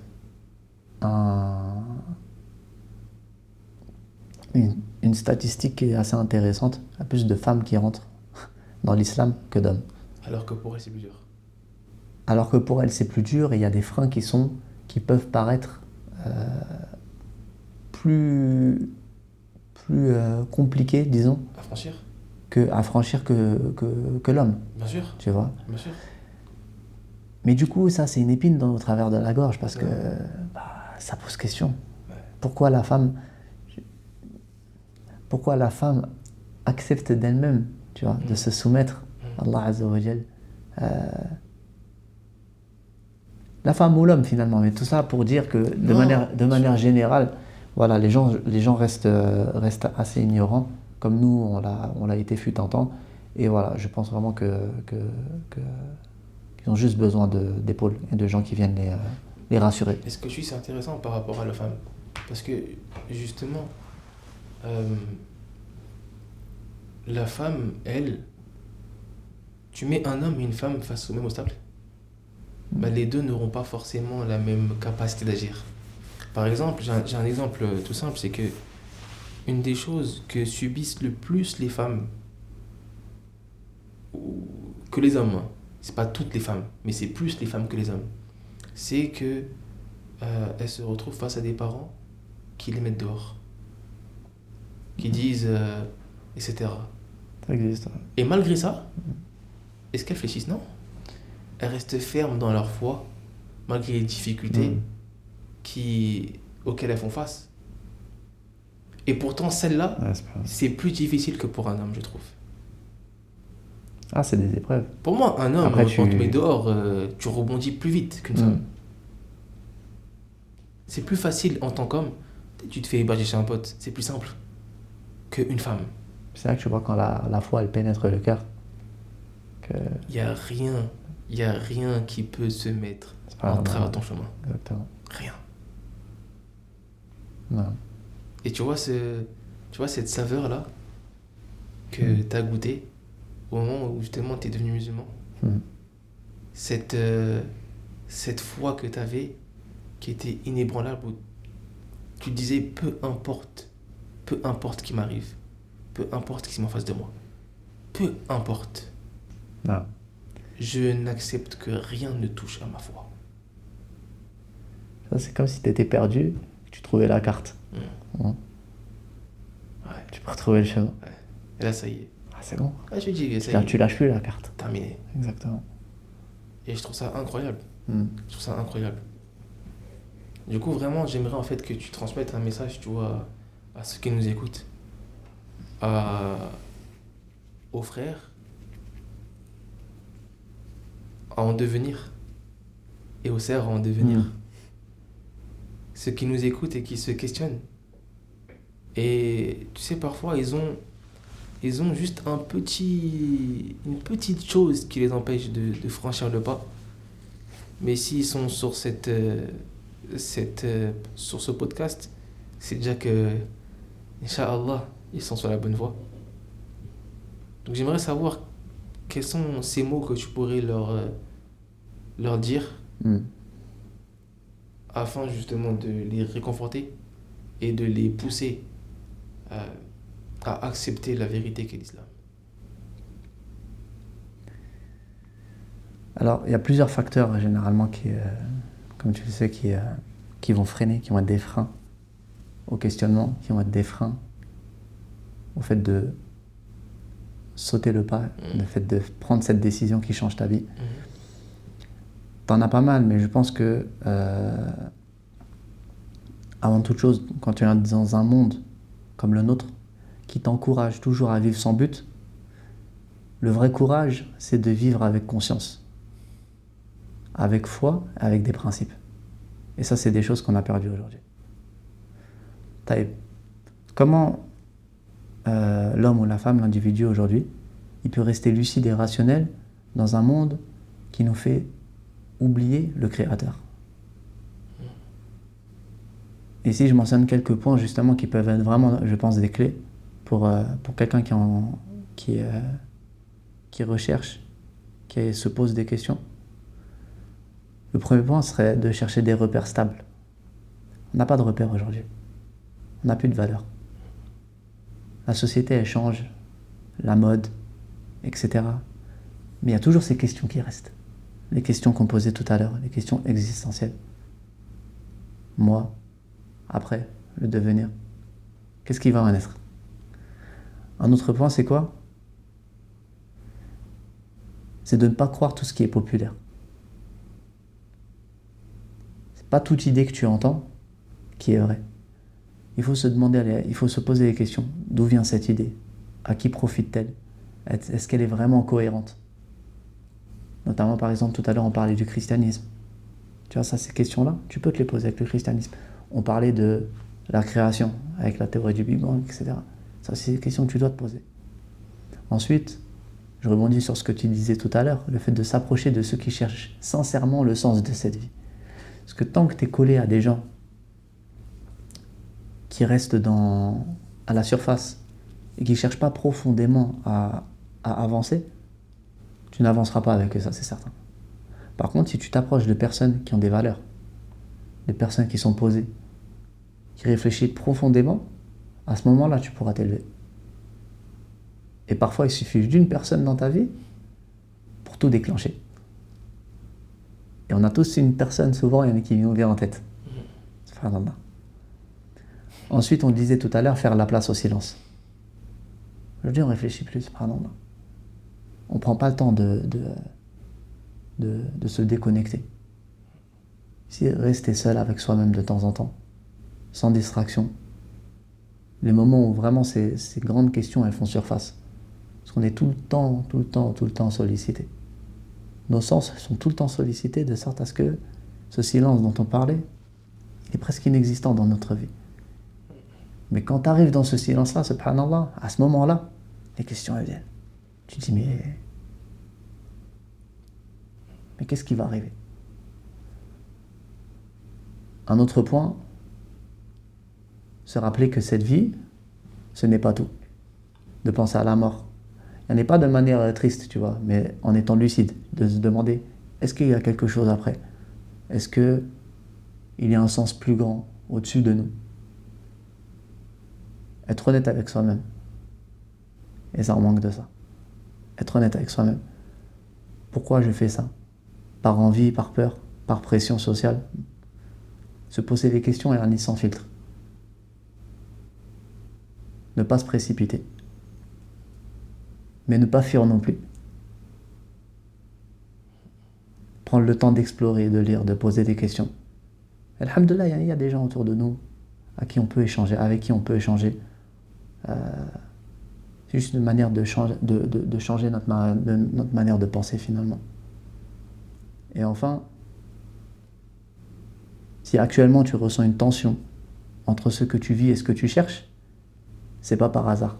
Mais peut-être que cette tension, c'est justement le signe que ton âme aspire à autre chose.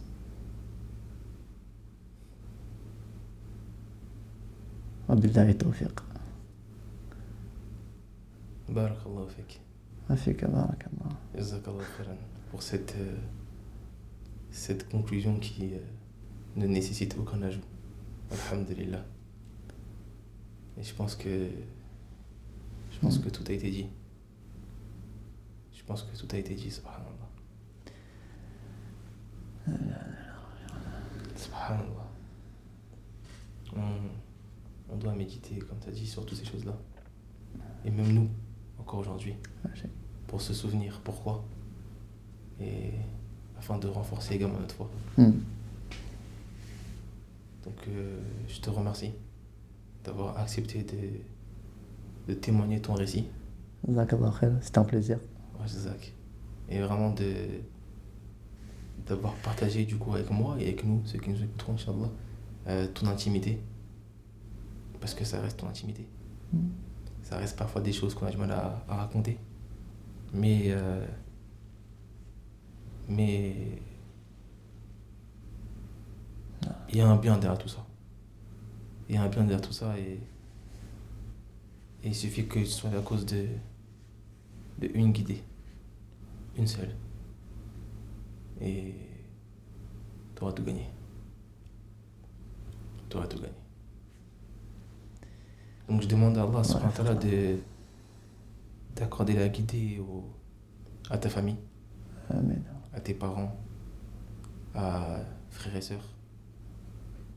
Qu'Allah les guide à l'islam, qu'Allah ouvre leur poitrine et qu'Allah les facilite à accepter la vérité. Et encore une fois, je te remercie. Barakallahu fik. Jazakallahu khairan. Et Inch'Allah, on va clôturer le podcast là-dessus. Subhanaka Allahumma bihamdik. Ashhadu an la ilaha illa ant. Astaghfiruka wa atubu ilayk. Assalamu alaikum wa rahmatullahi wa barakatuh. Wa alaikum assalam wa rahmatullahi wa barakatuh.